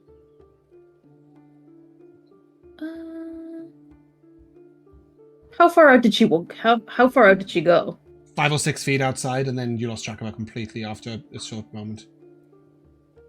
Unnaturally quickly. Like, she was real stealthy about it. Looking back, is there any equipment or materials that's missing or anything? You've gained something, not lost it. Maybe she's the witch of the woods. You will note that there is a little, fairly attractive looking but thick brush with a sort of wooden handle. It looks like a fairly expensive horse brush left next to Anivari. I don't know. All this gives me the heebie-jeebies. So I won't continue out to follow her, but I will probably spend the rest of the watch and maybe even like kind of as I start like kind of dropping and falling asleep, having at least like a bow, or having an arrow kind of cocked in the bow. When it comes time to wake Weary, however, it's almost impossible to wake. Weary, you wake with 3 levels of exhaustion, and all of your hit dice spent. As you wake in the morning, you feel a little numb, pins and needles all over. You feel absolutely exhausted. That's a weird pun I wasn't intending. I don't know where my exhaustion deck's gone. Just give me 1 second as I pull that over. So I can give you get those the cards. long rest and then all this? Yeah, long rest, and then you lose all your hit die. Okay, I'll long rest. And then expend everything. Yep. All your hit die gone, 3 levels of exhaustion, and that's -3 to all your rolls, not... Yeah. Let's get that over.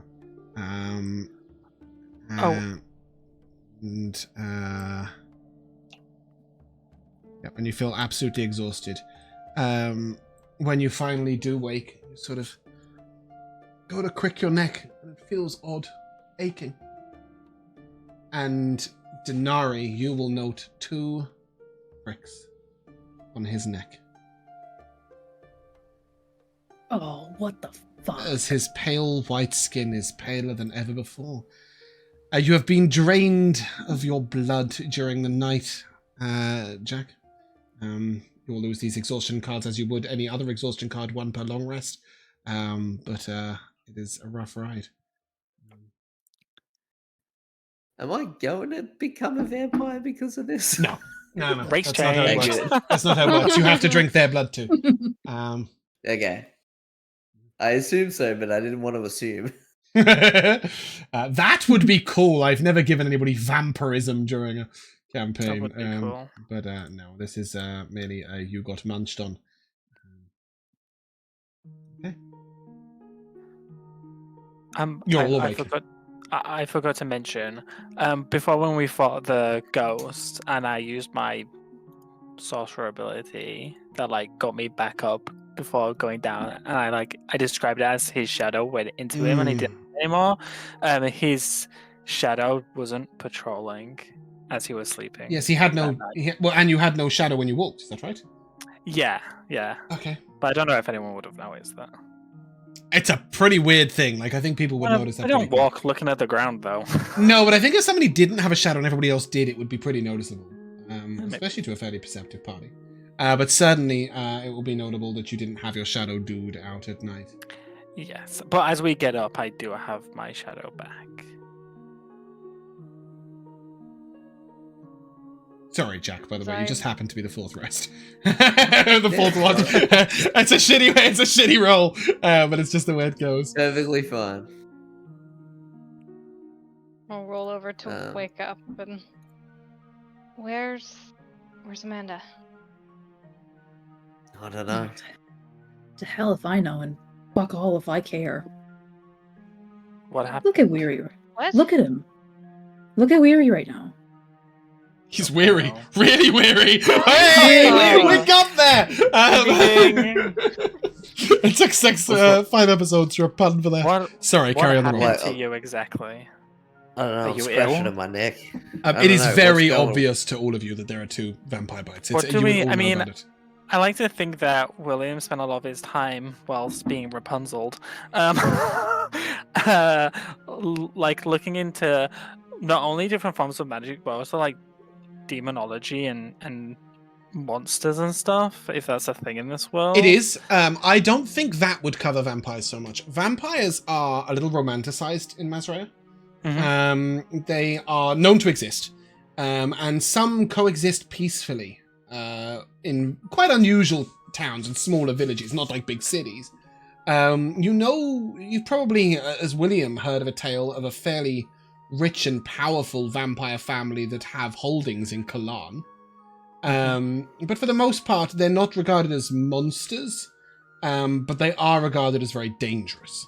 And there's lots of fairy tales about them, but there's also sort of like slight old wives' tales about unhappy women being carried away for, long and happy marriages and eternal life in the arms of their lovers. There's that very much they are romanticized a little bit. None of the stories you've read have ever covered what looks like a 14-year-old girl being a vampire. That would have come as a surprise for you. They live eternally, and they do eventually develop the abilities to turn into shrouds of mist or bats, etc. And I think you'd all know this. This is folklore, and local folklore at that. Yeah. It's almost like she was Babette from Skyrim. She's Or the Kirsten vampire Dunst's character. little Oh, girl in yeah. the Assassin's Guild, in the well, Dark Brotherhood. I just want to remind you of one thing that maybe you might have missed or forgotten. Ben did mention Amanda. Does she? Ben mentioned that Amanda had been for her weekly pickup of honey. Weird. You know what else is quite funny? When you first enter the Dark Brotherhood in Skyrim, Babette is telling a story about how she went up to a guy and she was like, "Help me, sir, I've lost my parents." And this is literally what happened. Well, stories get recycled, what can I say? But yeah, where you feel like shit. Sorry, you would carry on, Elora? Did Ben seem dazed and confused in the same sort of weariness that Weary seems? No. Ben could see the stars. There was some shit going on with him. Wrong mushrooms or something. That is a totally different mystery. I will give you that much information. We should seek a healer to see if there's anything that can remedy whatever. I don't know, but I'm trying to sort out breakfast. I've picked some mushrooms. They are obviously poisonous. And Slaps them out your hand. I sent Tim to the lock to get some fish for us. Okay, you shouldn't be cooking in this state. Tim does come back with a fat-looking trout. Just tosses it at the ground. Does anyone else know how to cook? I'll be all right. The only one with a cooking check. As I go to grab like a searing hot pan, and then like somebody slaps my hand from grabbing it. Yeah, as you sort your head out, give me that cooking check minus that 3 of exhaustion. Yeah.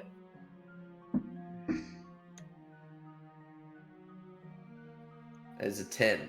Yeah, it's a good breakfast. It's not going to heal all your ailments. Please make sure, by the way, that your max HP modifier has reset on long rest. It should have done that automatically, but if it hasn't, put it back to 0.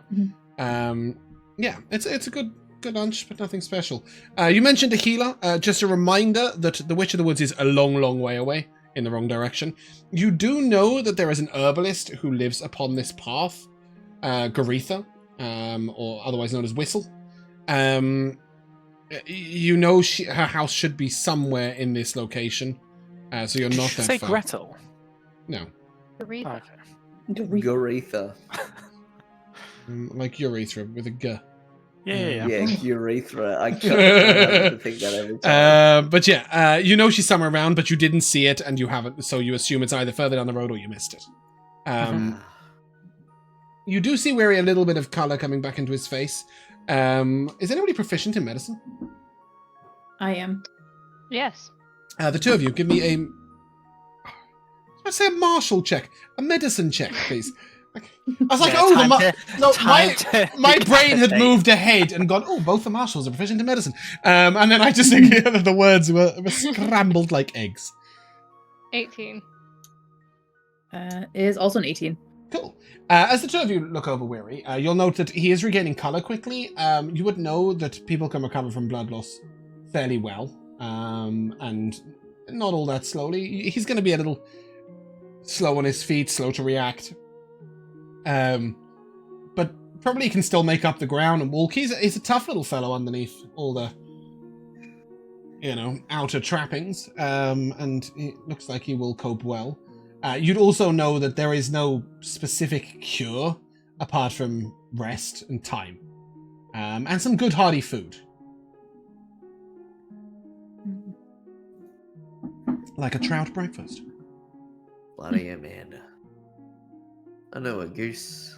Not a goose. I know a moose named Amanda. All right. You mentioned this before. There are two very different lines of conversation happening here. Huh? William, maybe you're right, but she was a girl and she needed help. At least that's what it looked like. It screamed of red flags. Yeah, that's really easy to say now in hindsight, though. I was saying it beforehand. Yeah. You were thinking it. I don't think you actually said it. I have to be. It was heavily implied. Are you going to take this high horse every time that you're inexplicably proven right when people treat us like shit? Maybe we shouldn't let people treat us like shit. Speaking of high horses, Atreides is on the shrooms. No, I'm kidding it. Speaking of high horses, as you rolled over to get up, Anivari, you would have noticed this very fine-looking horse brush. It's a sort of dark mahogany wood, beautifully detailed with carvings on it.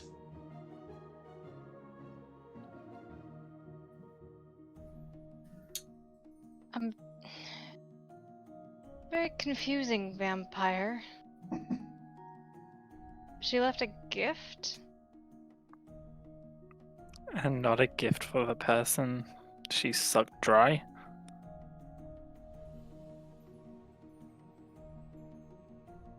What? Hold on. You said before that you were proven right because she treated us like shit. How did she treat us like shit? Look at you. You're a lot worse for wear. She drank your your blood. I take back what I said before. No, her she's manners. No, hold on a sec. She's a vampire, so she sucks blood to live. Do we think we treat animals poorly because we kill them to eat them? Are you an animal? Are you just cattle to be used by a vampire? Maybe to them, but I know of. Look, people eat birds, and Tim is smarter than I know heaps of people. And people cook and eat birds, and I'm sure other birds are just as smart as him. So is it about being smart? Is it about being what's going on here? I think it takes a level of sentience that differentiates us from. Listen, I know a lot about the life in the sea. Dolphins name their kids. And I'm happy for them. And if you wanna willingly or unwillingly allow vampires to just feast on you, that's your prerogative. I'm just saying. It's not as clear cut dry as that, mate. The world's not black and white. And what if she didn't stop? What if she did kill you? Yeah, but she did. That's the difference, isn't it? Isn't that the difference? Oh, well, that's all right then. I guess they should just be able to do whatever they want. Well, the fact is, Maybe she not. could have. None of us saw anything happen. I'm just saying, it's not as clear cut and dry. She needs Look. to feast. She was. Look, I said before she- that our hospitality would be gratefully extended if she were to keep quiet and keep out of trouble. And obviously, she's done the exact opposite. So yeah, I am a little mad about the fact that this happened. She was very And I'm right quiet. for doing so, regardless That's of her pretty nature. quiet. She was very Yeah. quiet. Ha ha ha. In fact, she was so quiet, she managed to do something without any of you noticing. More than drinking Query's blood. And Anivari, as you have this horsebrush in hand, when you go to Atreides, you will see a small rolled paper note just under the reins. I will carefully unfurl it. It is written in beautiful, elegant scroll. And it says, "I'm so sorry. I had no choice. Thank you for being kind. Mando." And then below that it says, "Sorry for the forced silence. The girl's gotta live."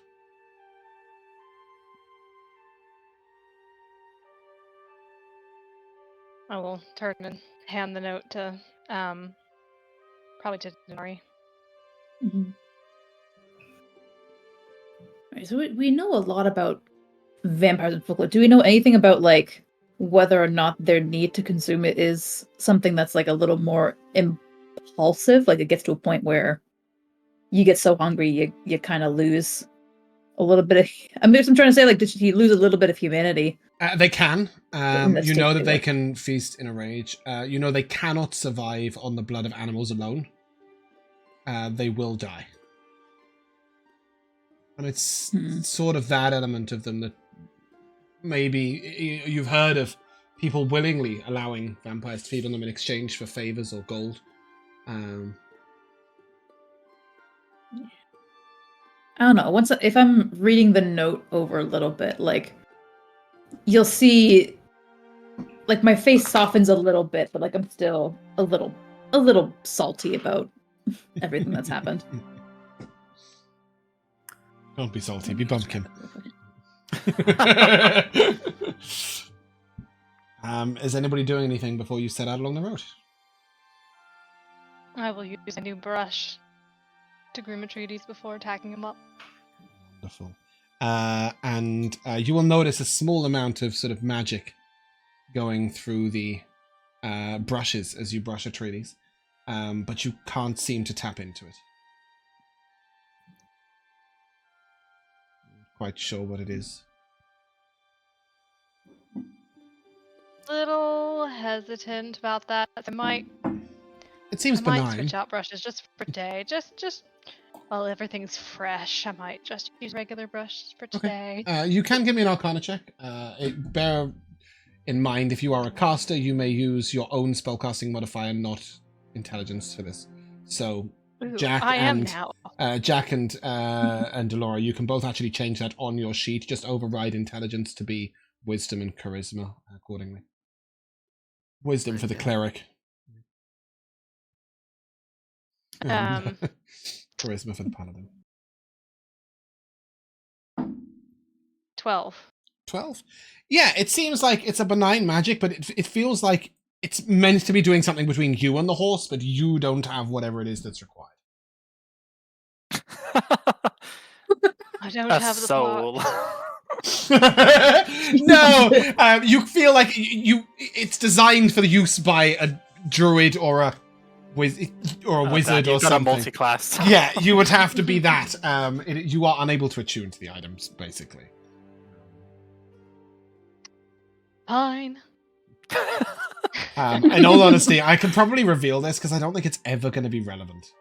But whoever's attuned to this, if they brush their horse accordingly, whilst casting their mage armor, they can apply their mage armor to themselves and their mount.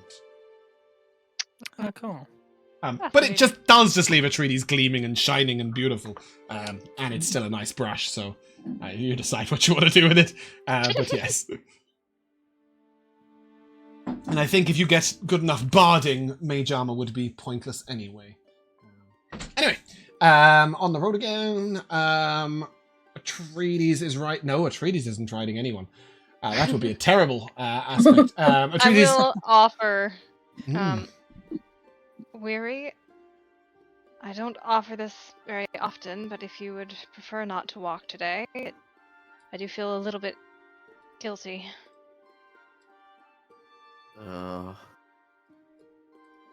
Look, I'm grateful of the offer, but I mean, I know if I fucking stink. I don't know if you can handle that. Well, if you change your mind, and I'll just go and walk off.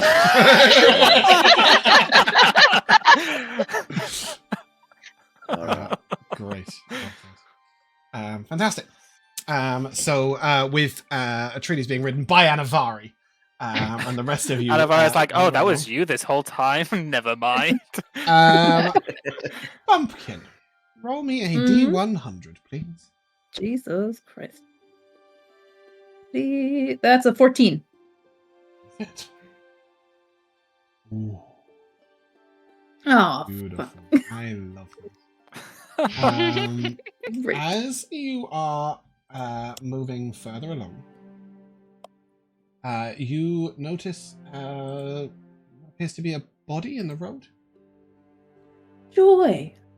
I rolled a corpse. We are the luckiest party ever. Yeah. You go over, and a fairly well-dressed nobleman is dead, face down in the road. There are no footprints anywhere near. No. Does the body look like they have the same markings as the merchant? Yeah, it's a pretty good assumption. You note the pale saber-like cuts. It was those spectres again.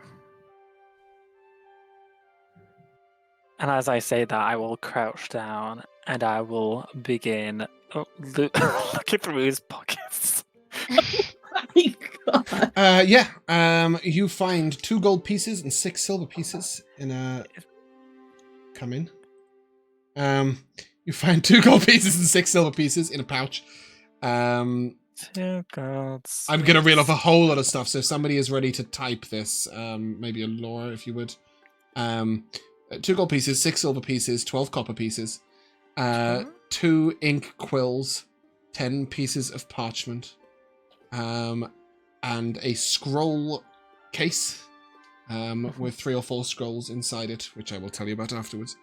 3 days' rations, and a dark red wooden whistle with a silver clasp on it. He's also wearing a fine cloak. He's quite well dressed, and is clearly dead as well. I'll pass everything but the currency. Okay. Is there any identification? Did we get that, guys, somewhere? Yep. Other Fantastic. than the what the actual scrolls are.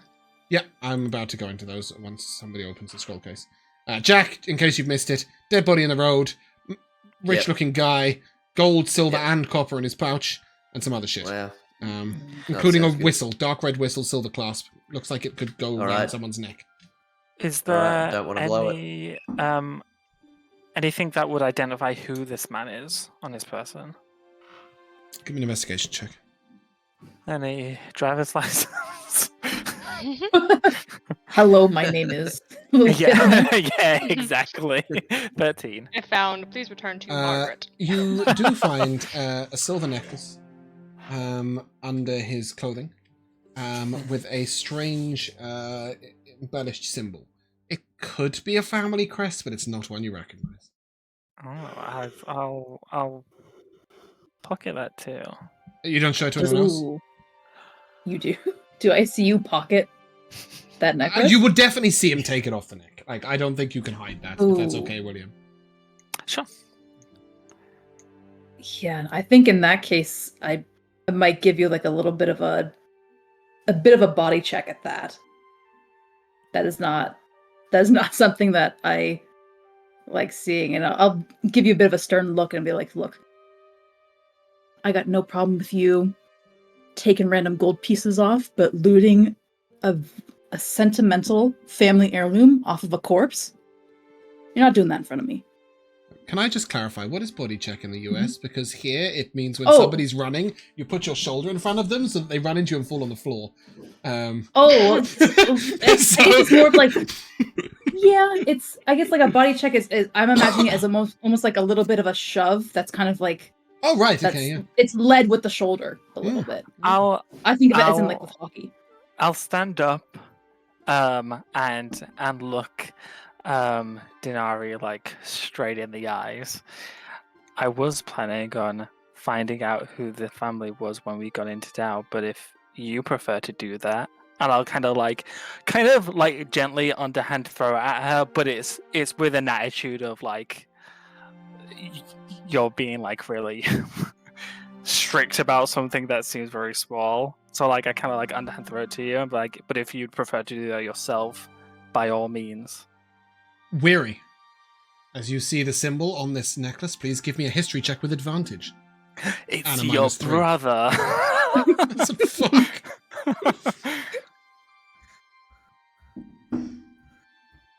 18. You've seen this mark before. On the sails of a ship you once fled from. This is a pirate's markings. And you would know it as the cool casks. Like this. Ooh, backstory reveals. So is this person a cool cask? Yeah, for him to wear the mark of his ship isn't particularly uncommon. It just means he was a pirate on that ship. It doesn't necessarily mean he owns it or... the cool casks was the name of the pirate fleet. It was just the one ship, but no, I don't mean fleet. I mean pirate crew. Sorry, they were known as the cool casks. But yeah, it's just one ship. But a fairly notable pirate, maybe 10 or 15 years ago. The man's well groomed, but he could easily be in his 40s. Certainly no family heirloom. Anivari, is it Anivari? I never remember. Whoever's got perception proficiency, do the perception things. Not It's me. everyone again. Is it everyone other than Anivari? Is that what it is? Perception proficiency? Does William have it as well? Mm-hmm. Perception? No. Okay. Where are you I've with got an a 8? +2, but not proficiency. I got an 11. -3 for an 8, right? -3 for that. 18. Your eye catches... 19. 19 catches something moving in about the trees. As you look over, you see... Does it look vaguely highwayman-y looking? No! Well, only in the case that it's a horse. It's a highway horse. It's just a horse. And as you look over, you note it is saddled with a bridle, saddlebags, and it's sort of looking from the trees towards you guys. Yeah, no, I guess I'll give a quick little look to Anivari and kind of at least clue her in on this horse that's at the edge.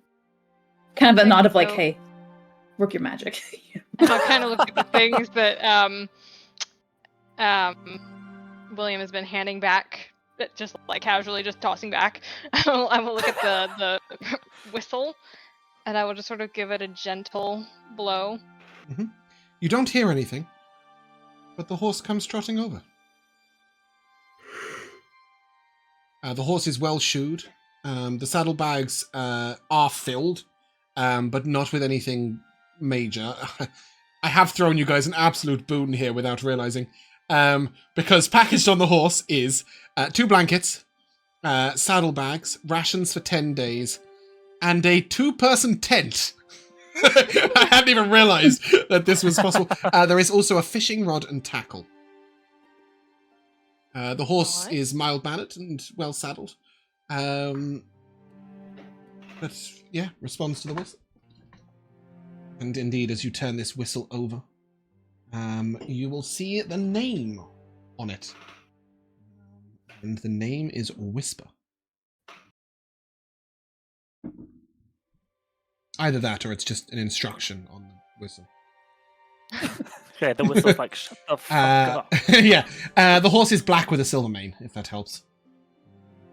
This bloke's a pirate. I've seen that mark before. What? The mark on the necklace? Yeah. You've had run-ins with pirates? Well, yeah, I'm a sailor. Okay. Like, I've been raided before.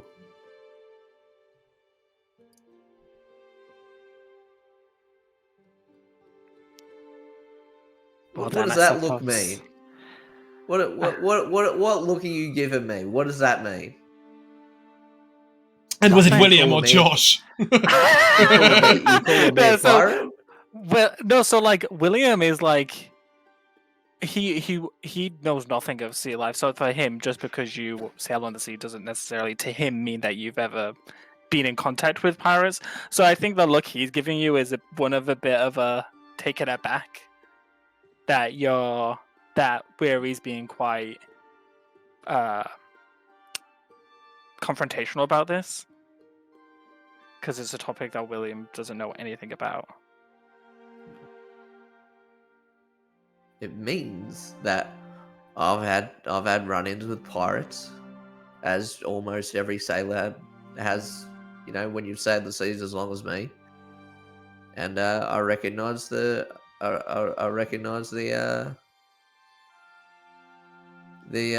symbol. Well, I guess it's a good thing he's dead. Yeah. If nothing else, Probably is a good thing. you gave us a lovely boon here. Is that you referring to the horse, or are you holding the tent up and waving Absolutely, it? I am. My head is on the horse. I am just having a great time over there. Atreides is starting to get a little bit jealous. Even if nobody wants to ride, pack animals are useful. Yeah, but did you say that the thing on the thing on the name on the whistle was a whisper? Indeed. Haven't we heard that name before? You might be thinking Oh, of, no. the herbalist No. named We've Whistle. heard that- I have that is- written whistle There- on a there whistle, is a and there is a herbalist called Whistle. That is a little, but yes, I when you said that, I was like, There you go. shit! Please tell me I haven't named Alright. somebody else Whisper. You know, just the horse. No. That's right. That's right. We know someone called Whistle, and we got a whistle. All right. That is true. If only people had normal names like Benjamin. I'd like you guys just to know that I've got a list of encounters, the 100 of encounters, and I'm crossing them out as I go. But I've got the same list for the Sunday campaign, so you've just screwed Sunday out of a horse. I just want you to be aware of that. We don't need a horse in Sunday. We're fine. We can teleport about. Well, you already had one horse in this party, so it's great, right? 2 horses is better than one, but 1 horse is a bit awkward Yeah, sometimes. we'll be the riders of the night. Now It we is have a male and a female, and I can just start my whole ranch life. No, Whisper is a male, Gosh darn not a it. mare, and it is classed as a riding horse in D&D. Not a war horse or a pony or any other shite. A riding horse. I will sort of hold out the whistle and like, all right, who wants it? Does anybody think that their character could already ride? I think William might have had some Absolutely. training noble for riding training. a horse. When you were younger, you would have been made to learn, and you go on pleasure jaunts and hunts and stuff on Yeah, horseback. I think as William got older and got more forcibly secluded, it probably is some of the time that he'd be able to go out by himself. So William can ride. But I won't force. He won't force himself to be the person to. I'm assuming Weary has not ridden a horse on a boat.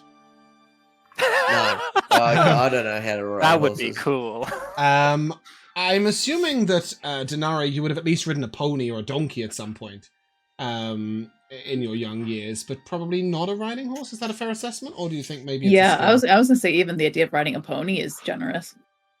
Yeah, well, I mean, I was, or perhaps maybe not ridden a pony, but perhaps driven a donkey-led cart to bring Oh, things like to been and at from. the been on like the reins of like a exactly, yeah, but perhaps Maybe, not ridden. yeah. Yeah, I was thinking like as a 5-year-old, if your father was driving the cart, he might have sat you on the donkey. Like I don't like kids go for a ride along the beach. I don't mean like you're professionally learned to ride said donkey. But yeah, I mean it's up to you guys. It doesn't take a lot to learn to ride a horse badly. It takes quite a lot to learn to ride a horse well. Obviously, you've got a fairly good teacher in Anivari, so if any of you wish to be the rider of this horse, you may. But obviously, William, it would take you a lot less time and effort than for anyone else. So we got 10 rations, 10 days worth of rations, 2-person tent. 2 blankets. How many blankets? 2 blankets. And then what else did we get? Whatever list Elora's got, and a horse. Another fishing rod and tackle. Yes, fishing rod and the tackle. saddlebag themselves. I don't think there was anything else on the horse. No, nothing else on the horse. I've got a fishing rod and tackle. That just means we have I 2. assume we're not stripping this guy naked, so I'm gonna take nice clothes off of the loot list. No, but you may take you may take a fine cloak if you wish. Yeah, I think cloak is still listed. Yeah, it's a deep midnight blue with silver stitching. La-di-da. I mean, he was carrying gold pieces, so he was a wealthy. successful pirate. Wealthy. Yeah, gold is a lot of money. Yeah. I do think perhaps we should not just leave him here in the road with our tracks to and from. Oh, yeah. Fucking pirate. I'm happy to chop him up into little pieces. Okay, not exactly what I meant. Fucking okay. That might be the best line I've had from any player ever. Fucking okay. Yeah. They're Barry. pirate. He's a at pirate. least He's cover a with fucking. stones. He's the Okay. fucking scum of the ocean, mate. I understand your feelings are strong in this case. However, I do not wish to be brought forth for murder. Nor do I wish to chop up a dead body into tiny pieces. Don't worry about it, Anivari. I know what to do in this kind of situation. And so the body's like in the middle of the road, I guess. This kind of thing. It is clear that he was riding when it was beset by... Oh shit, sorry. He also has a short sword. Very relevant.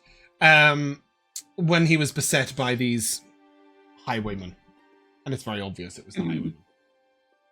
Yeah, then I guess then I Oh, we had... Sorry, go ahead. Nah, you go ahead.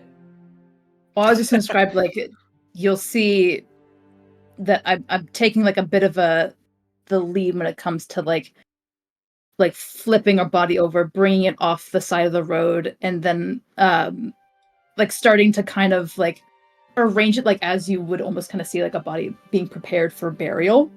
And then, taking some time also, like, with taking some of the, herbalist, or some of the herbs I've got in my kit, plus also some of the incense that I have. You'll see that there's, like, a very, very practiced kind of setup that's going on right now. Like, this is definitely, like, a lot of, how do I say this? I'm getting caught in my words. This is not just me, like, putting together, like, oh, this is what I think a burial will look like. Like, there's very it's much clear like that you understand what you're doing. Yeah. Thank you. As a method. Yeah. I would say that Weary and Anivari would notice this. William, I'm not sure you would have enough of a concept, or even seen a dead body, right, prior to this moment. So I would say that you've got so little a clue of it that you don't even recognize that what Dinari is doing is practiced. No, but she is obviously confident in her motion. Yes, and I think whilst people are dealing with the dead body, I'll approach... Is it Whisper, the horse? Oh, okay. I thought you were going to look in the scroll case. I was so ready for that moment. I was about to press enter on my spell list. Like scrolls. No, I know, but just thought you might be curious because it could be paperwork, right? But anyway, yes, you approach Whisper. Sure. Just since I'm the second experienced rider, I guess just familiarizing Whisper with myself. Animal handling check with advantage. Sure. For the record, the scrolls are there. Roll20 chat. It is suggestion, silent image, dissonant whispers, disguise self, enhance ability, and fast friends. Those of you who are astute might notice a pattern here of the spells, that most of them are either designed to get what you want, enchantment, or no, I think only one of them is an enchantment. 2 of them, 3 of them. Okay. Suggestion, yeah, illusion and enchantment. But certainly they seem to be there for deception and getting your own way, like a pirate, or one that is trying to pass as a normal person now. Might be another thought. I'm not saying that either one of those is specifically true, but you definitely get the impression that he's moved away from pirating because he's on land. And not all that close to the sea. Maybe he was on a boat. No, I'm about to tell you, you cannot sail a boat down Virtue's Lock. It is impossible. It's too tight. It's not that. It's that the waters sort of swell right up and go right down. There are huge bores, which are like inland waves, that go down here. There's quite a few creatures that inhabit the loch. It is very deep in places, but also really, really shallow and craggy. And there's a very swift current down it. The Norvina Fleet Landing Bridge is one of the only crossing points for miles. And you cannot physically cross anywhere else. Not only that, but these are sheer cliffs and mountains. So, yeah. Virtue's Lock, not where he was boated from. If he has boated, it's from that way. Which isn't all that far, but you don't know about the harbours over there. Anyway, yes. But he is in the arse end of nowhere, so who knows? I got a 17. Yeah. With a 7... I can't remember what it's for. Oh, yes. With a 17, you are very much able to reassure Whisper and familiarise yourself with him, and him with you. And he sort of nickers a little bit and nuzzles his head into your shoulder. Clearly a well-trained horse, clearly not that attached to dead dude. Thank goodness. I would say that with Anivari's knowledge, she would be able to tell that the horse was probably recently purchased. I see. Or stolen. Or stolen, very much that. Yeah, yes. or that. Yeah. Or and considering who the person was. Mm-hmm. Yes, Anivari, horse thief. No, I'm kidding. It was the. No, I know what you meant. I know what you meant. I was just being a dick. Well. Cool. So yeah, I mean, you may ride William from this point onwards. Excuse me? If you wish. Oh, you mean like? Oh, William, you may ride. Yeah. Yes, William, you may ride from this point onwards. Sell me out without like dinner or something, you know. William, you may ride from this point onwards, but you cannot take the dash action on the horse. Cannot take the dash action. Okay. So traditionally, horses can take the dash action on their turn. Yours cannot. You don't have that much control. If you know a lot about horsing, you may walk and trot, but you may not canter or gallop. That's fine. I think if we were ever in a, I suppose for like running away, that would be useful. Sure. Yeah, or just trying to get somewhere quickly. Or anything else like that. Is that something that I could? You will learn over time, yes. Okay. Specifically, I'd ask Anivari, but probably not right now. Bodies to be buried right now. Yes, indeed. Do you finish that up alone, Dinari? Do you ask any help? No. This is very much like a thing I'll take independently if no one else tries to butt in. Like, I'm happy to do I this would be alone. like standing by, ready in case I was Shovel in asked, hand. but I wouldn't interfere. Cool. As you lay this body to rest. And there is a practical reason to doing this beyond it being a dignified way to lay a body to rest. You know, even somebody who is evil, it's still worth laying the bodies to rest, as it is far harder to raise a body from the dead if they have been properly buried and or consecrated. And certainly that's knowledge that Dinari you would have. Mm-hmm. So, perhaps one less highwayman ghost on the road than there could otherwise have been, provided somebody is making those a thing. But yeah, you guys can continue on along the road. And I'm going to rush us up the road a little bit, because it's going to be about 2:30, 3 o'clock, when you approach 2 barren hills in the forest. They're quite large, and there is absolutely no grass, not even moss growing on these hills. It's not made of rock either. They're just this barren, cracked mud. And growing amongst this barren, cracked mud, you can see 4 plants. These plants are root plants, and you will notice that their leaves look almost like human hair laying upon the rock. You would know that this is a Ganosha plant.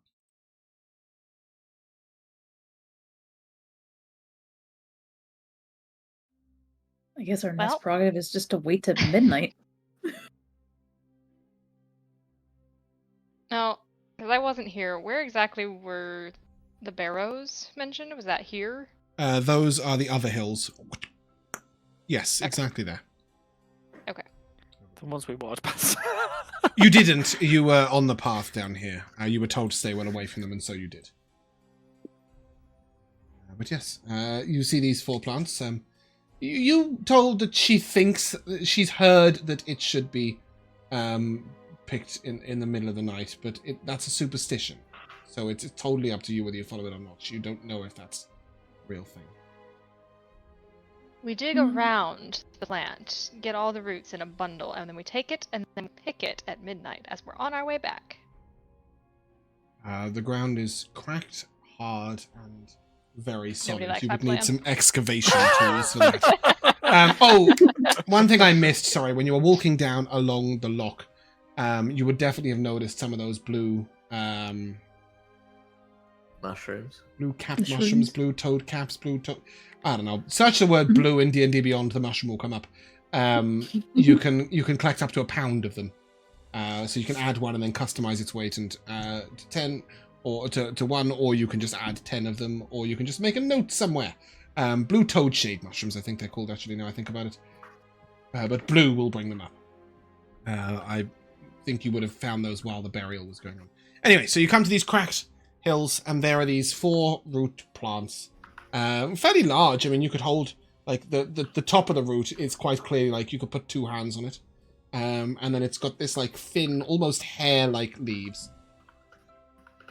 Resting upon the sea. About 3 p.m.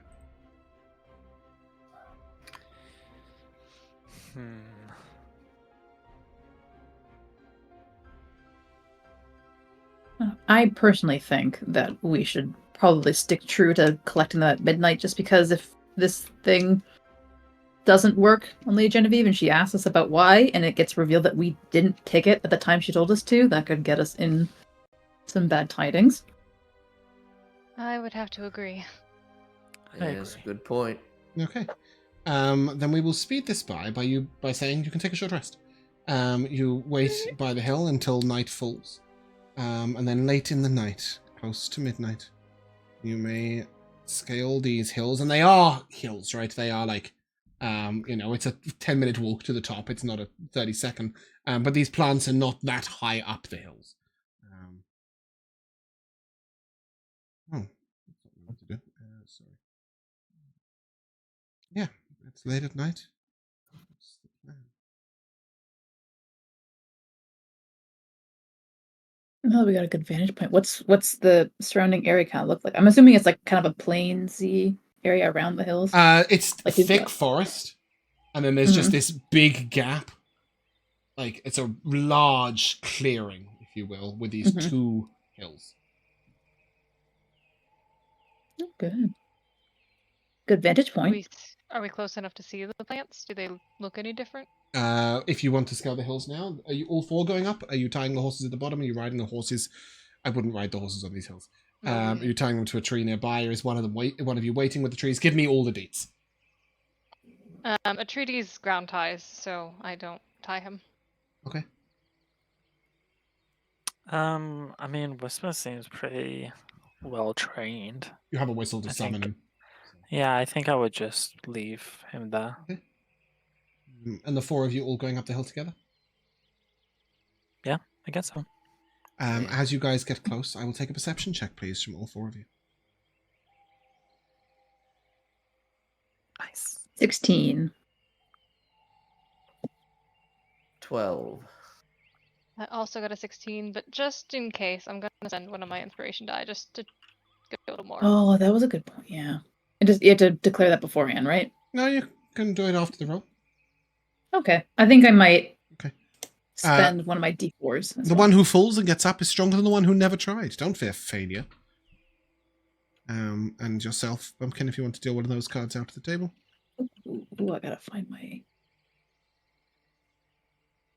Ran +2 for an 18.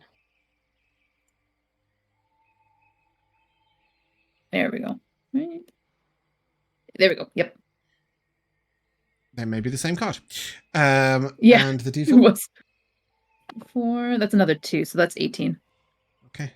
All three of you that are not weary. You hear a strange sound as you go up the hill. As you get close to the plants.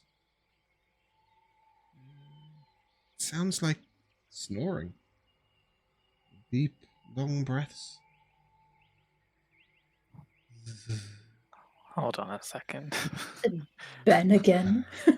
I've come across a hill that was alive before in a James one shot or something. Oh, was that the shambling mound in yes, Like okay, I'm no, like no, down in I know what you Drathmore. mean. In Drathmore, yeah. No. This is much quieter and much closer. Okay. But there's no Are we we- can't tell where it's coming from. Seems to be near your feet. So it is Mm. It's Ben trying to get a better look at the stars. there. Going on top of the hill. I'm gonna crouch down and put my ear to the earth. Okay. As you go to put your ear to the earth, you know that it's not quite the earth. And as you look at these plants that you need to pick, it is clear they are snoring. The plants are snoring. We've fallen He's down a the rabbit snorer. hole. Oh, this just got complicated. It sure did. Well, we only need I'm to pick assuming I one. have absolutely no knowledge in my past about reading about snoring plants. You may give me a nature check. Nature. If anybody else is proficient, you may also give me a nature check. 2. Anyone proficient in nature? Nope. Nope. No. Who takes nature proficiency? Jamal every druid. time. No matter what he's playing, Jamal. Unit 2B01 had a fucking nature proficiency. I'm not even kidding you. He had studied nature. But anyway, William, you have heard of awakened plants. They might snore.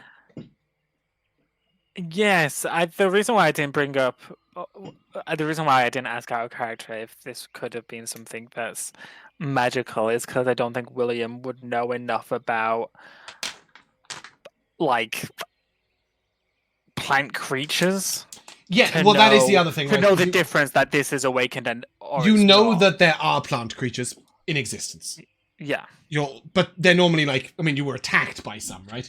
Sure, but I don't think William knows enough about those types of creatures to see the distinction, especially because awakening plants isn't, even though he might have read up about magic, that kind of school of magic, he wouldn't know, that much about the distinctions between what this would be and what a plant creature would be, which is why I didn't bring it up.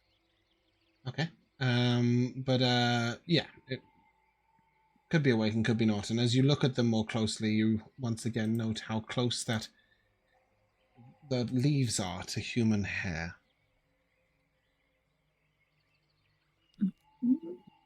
Cutting off human hair doesn't hurt.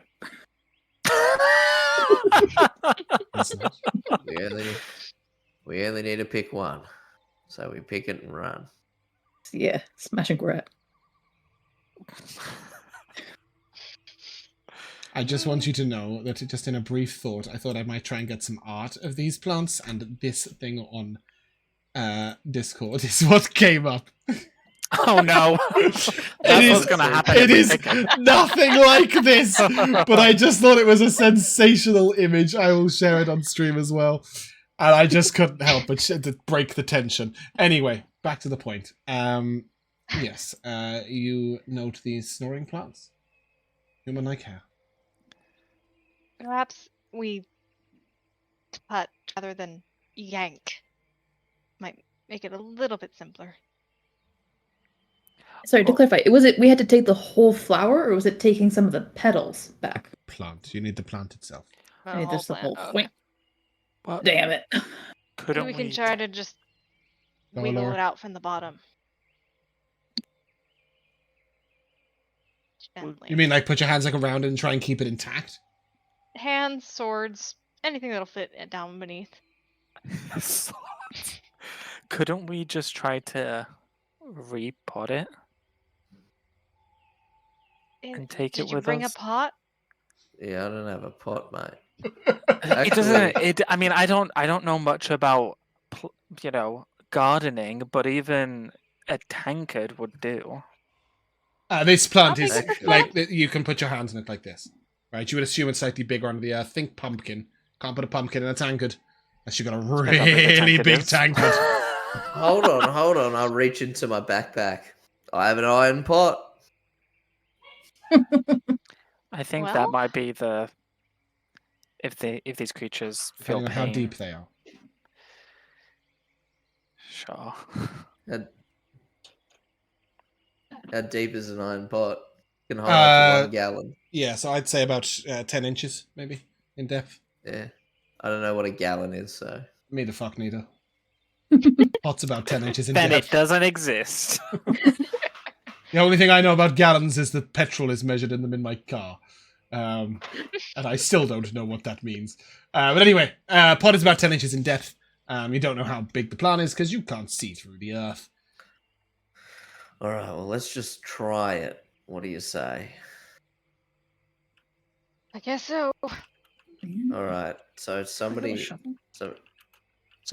go get some soil and we'll fill the bottom of the pot and then I'll dump out one of my sacks and then I'll have a sack full of soil so when we take out the plant, we shove it in the pot, we fill it with soil, and then we get the fuck out of there. I don't want to tell you you're doing the right or wrong thing. You can do whatever you like.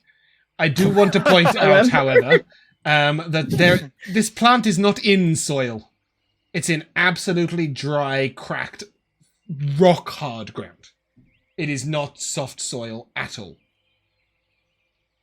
My shovel isn't going to do shit. shit against it. No. So we're saying right now, You can pull the plant, we're gonna, right? Yeah, but you we'll have try to to pull pull the the plant plant. out. Okay. Will you? we're gonna have to How are you yank going to it. do that? I'd say if there's slits between the rocks that I could like wedge my sword into to just sort of leverage a bit and then just try to. Is that what you'd Pull like it to out. do? I think so. As I should soon have as probably the also If anybody has cold, other ideas. as soon If as you the don't want to cold, use, I'm gonna let sorry, I it was go. just gonna say. Oh, okay. That's right. As soon as the cold metal touches the edge of this plant, you hit. No! Please! Please don't. It hurts. Take it away. Draw back my sword. Did anybody else hear something? You will hide very clearly. What the fuck? Is Are the you- snoring Hello? gone from this one? Oh yeah, and all 4 of them now. Oh boy. Are you Oh. awakened plants? What's that? Oh, It's when you didn't have sentience prior to being touched by magic. sentences. I've got sentences. The sentience, the ability to speak, to think for yourself. Is this really the time for this line of questioning? Just curious. What are you? What are you? I'm I'm a Genosha. person. What? We are what? Genosha. Oh, Genosha. it's like a Pokemon. Oh yeah. Okay, you are Genosha. Okay. Do you know like what you are? Because like I'm We're a Genosha. person. I'm a person. And we're Genosha. Yeah, but like I've got a name. Is that your name, or are you like? We have names. Oh, okay. Mine is long and difficult for the telling. It's a story, Oh, a tale okay. of my life. Our names are our traditions. Okay. That's how poetic. How long have you always been like this? Being able to speak? Well, our young don't speak very well, but After that, yes. But they learn to. Indeed. We all do. Interesting. Have Why you always wouldn't been we- able to speak? No, but you learn to. Why wouldn't we be told about this? Because you didn't ask any of the people that you were told to. Oh, I think it's pretty prudent information. By the way, the thing you're about to pluck is alive. They I said can there's probably superstitions feel around it. pain. Pick it at midnight. That's all they said. I wonder if it. I wonder if they're only like this at midnight. I wonder if they go back to being like just inanimate plants. Maybe there's a reason you have to wait until they're animated. Well, they're renovated. Till they're animated. Animated. I say all this out loud. Excuse me. Well, always Kenosha. We're not only Kenosha at your time on the clock. Can you talk during the daytime? Can you? Yes, but I'm the one asking the questions here. Why is that? I'm You disturbed very our sorry sleep. for my friend's rash questions.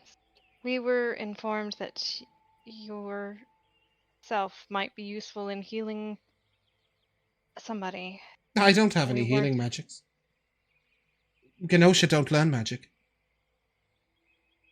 I don't believe they intended for you to use magic.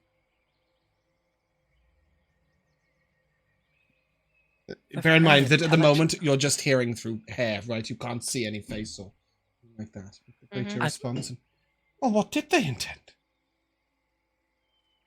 Perhaps tea. We do not drink, apart from the water that falls from the sky. Yeah. I'd like to lie down on my stomach so that I can like. I want to see them eye level. The hair, yeah. You can just see the hair, right? Their Yeah, face. yeah, Anything so, else yeah, of them I is wanna- clearly I wanna- beneath the ground. Yeah. Oh, it's like a root vegetable. That was specifically Like how they the were carrot. described. Yes. Oh, I see. Oh, that makes it tricky. I wanna crouch down. I wanna very gently run my finger against one of the leaves. It feels like you're stroking someone's hair, and the plant shudders slightly, like a chill. But they don't say anything.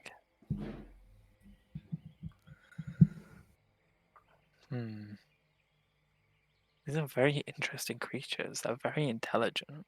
They Thank know you. about magic. I would like to say the same about you. What is your life cycle like? You're not familiar with the Kenosha. It is unsurprising. Not many of us grow around here. When we are fertile, we come and put our seeds in the ground. Our young then grow from those seeds under the ground. And when we are ready, we will rise and return to the forest. We will find our way underground and live out our lives. When we are ready to have children again, we place our seeds in the earth. Our young grow in the ground. So you're able to travel. You're able to uproot yourself. Not yet. My legs should grow soon. Wow. And are you able to just live forever? No, do you live forever? Well, you didn't mention dying. Oh, we grow old. It's not something we like to think about when we haven't even got our legs yet. Okay, that's fair. I wonder what they look like, I whisper to the rest of the party. You're lying on the ground with your mouth next to the plant. Yes. I crane my neck up. She responds, I wonder what you look like too, but I won't be able to see you for a while. Not until I've got my legs. How long will it take for you to get your legs? We grow in the ground for about 6 months. And how long have you been there so far? We don't remember much of our earliest days. That bastard. It feels like it should be soon. I'm the oldest of the 4. How do you know what a month is? Well, our parents teach us. How did they teach you? How do you keep track of time? They talk to us and tell us of time and of other things as we learn. You have just been told that when they get to adult size, they go beneath the ground. And they hang out with. They are currently buried in the ground. No, but they're currently buried in the ground. Yeah. So their parents may well talk to them day in, day out, but just from underneath them. Sure, but if they live underground, how would they know, like, the day to night cycle to track months, to track years? To ask the plants. Maybe they talked with a human hundreds of years ago and it's been passed down as a legend.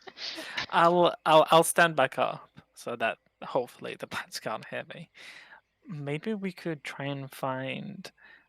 Oh god, I'm gonna fuck the name up now. You mean Nor? Yes. Whistle? Maybe we could try to find Nor. Perhaps he could speed up this process. In order to do what? Well, we wouldn't have to risk hurting the creature to extract it if it could take itself out and travel with us. So what? You can't tell me you're not and curious say, hey, here's about. this walking, talking plant. Make it a tea? Well, maybe they don't need to use the whole thing. You're going to chop off a part of me? No. And then you hear a chorus of no, please don't, from the other three. Just leave us to grow. It's our only chance. You've already interrupted our sleep. Yeah. I'm putting this one on the I don't sacrifice young ones to save old ones category. I think the goal might be to go speak with Whistle if we can find them, and maybe they can procure some sort of cure for Genevieve's mother. You would know that the herbalist would be a lot easier a quest than going into the forest to pick the plant. You would assume that they have spoken to Garetha in some way or other.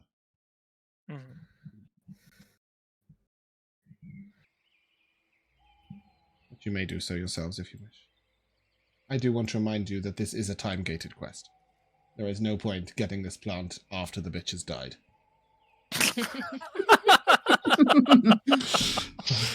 Do we know how long that will take?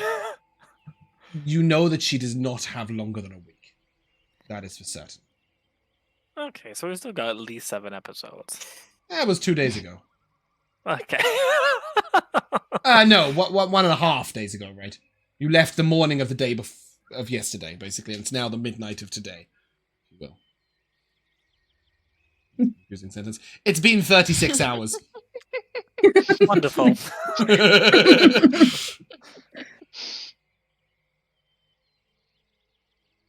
Yeah, I'm not big on the use of these creatures. It's a relief. Who wants to use us? The people who don't know what you are and who would probably change their mind if they knew. Oh, they're the ones that steal us when we're sleeping. We've heard of those. Yeah, that's what I'm Sometimes thinking. one of us goes missing. Perhaps the next brood should be elsewhere. There aren't many hills for us in this place. There's some hills to the south where nobody No! fucks around with. Don't speak of that land. The Oh, other okay. hills, Sorry. they were ours once. Not anymore. Well, maybe one day they can be yours again.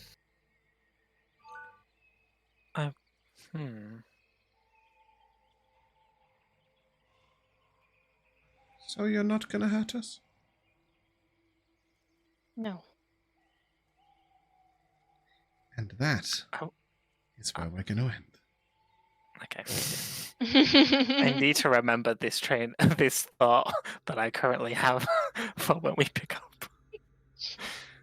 We will come to the timeless tradition of MVPs. I think we'll start with Elora, as it's been a while since we've had her here. I have a few. Okay, you can have 2 now, and any that are untaken by the end, you may have the rest. Okay, please describe his drizzly demise. Oh, don't! Not my word, Mrs. Drizzly demise. In the pouring rain as well!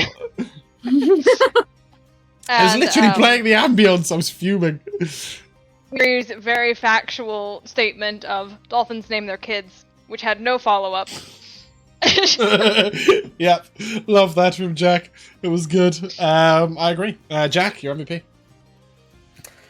It's gotta be the whole careful and very methodic burying of the body by Dinari. It was very cool. You did gain a D4 for that, by the way, Bumpkin. Aw, it was passed out during that moment. I really enjoyed that. Josh. There were so many good moments this session. There were all the talks between Weary and William I really, really liked. But I think it has to go to finding out more about Weary's backstory. We're still pretty early in the campaign, but we still really don't know a lot about each other's history. So finding at least a little bit of history about Weary was really cool and interesting, and really interesting to see him have that kind of reaction to it. Yeah. I had no idea how the reaction was going to be. I just thought it was going to be really cool, and it was. Bumpkin. Oh, I really enjoyed the fact that this episode in particular felt like it had so much combat, but also still so much interacting between players. It was a really, really interesting balance. I love that we were able to pack all of that into one session. Do you remember a long time ago in Mercenary Tales, I said, when people get efficient at combat, it stops leeching and it starts adding. And we've got to that point, right? The combat was snappy, it was fun, there was roleplay in the combat, but it doesn't take 4 hours to kill 3 mud methods. Which it can do in some places, especially when you've got 6 or 7 players. So yeah, I'm glad you found that.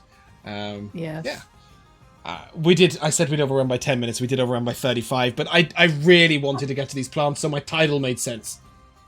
It was very important. The price of a life. Obviously, twice over, right? Because the other instincts was Amanda. I probably didn't need the random encounter on the way, but hey, you guys got a horse. I really enjoyed the discussion around Amanda. Especially Jack's perspective Weary's perspective came out of fucking nowhere. Like, he was the one that was okay with it, and I thought that was really cool. That Weary was like, hey, they've got to live. And I especially liked that Dinari was, like, really adamantly the opposite.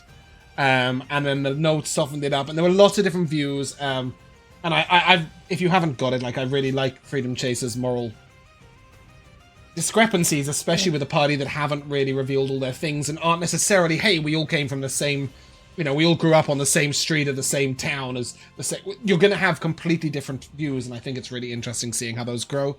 But my actual MVP goes to how many more moral dilemmas can Elora address by we should go speak to some other dude somewhere else. Like, there's a diacorby upstairs, we should find an elephant. There's a sentient plant that can say someone, we should find the herbalist. It's like, just deal with your problems. This trail seems like a dead end, because I don't think any of us want to do it. So I meant, like, we should stop at the alchemist on the way back if they have something that might be able to help. I was so certain at least one of you would be in favor of doing it. Like, human life mattered more. But obviously, it really, it was really surprising to see that wasn't the case. I think it was great. But just a tiny mention to the fairly aggressive discussion between Bumpkin and William.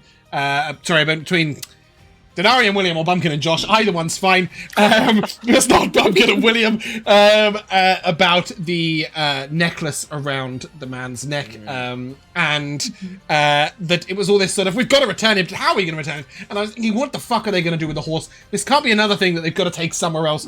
And then I mentioned it was a pirate necklace, and suddenly everyone was like, fine, we got a horse, great. So, yeah, I was very glad with how it turned out. You guys were fantastic, but that is where we're going to end. So if you guys would like to say goodbye. Goodbye. Bye. Bye. We shall see you soon.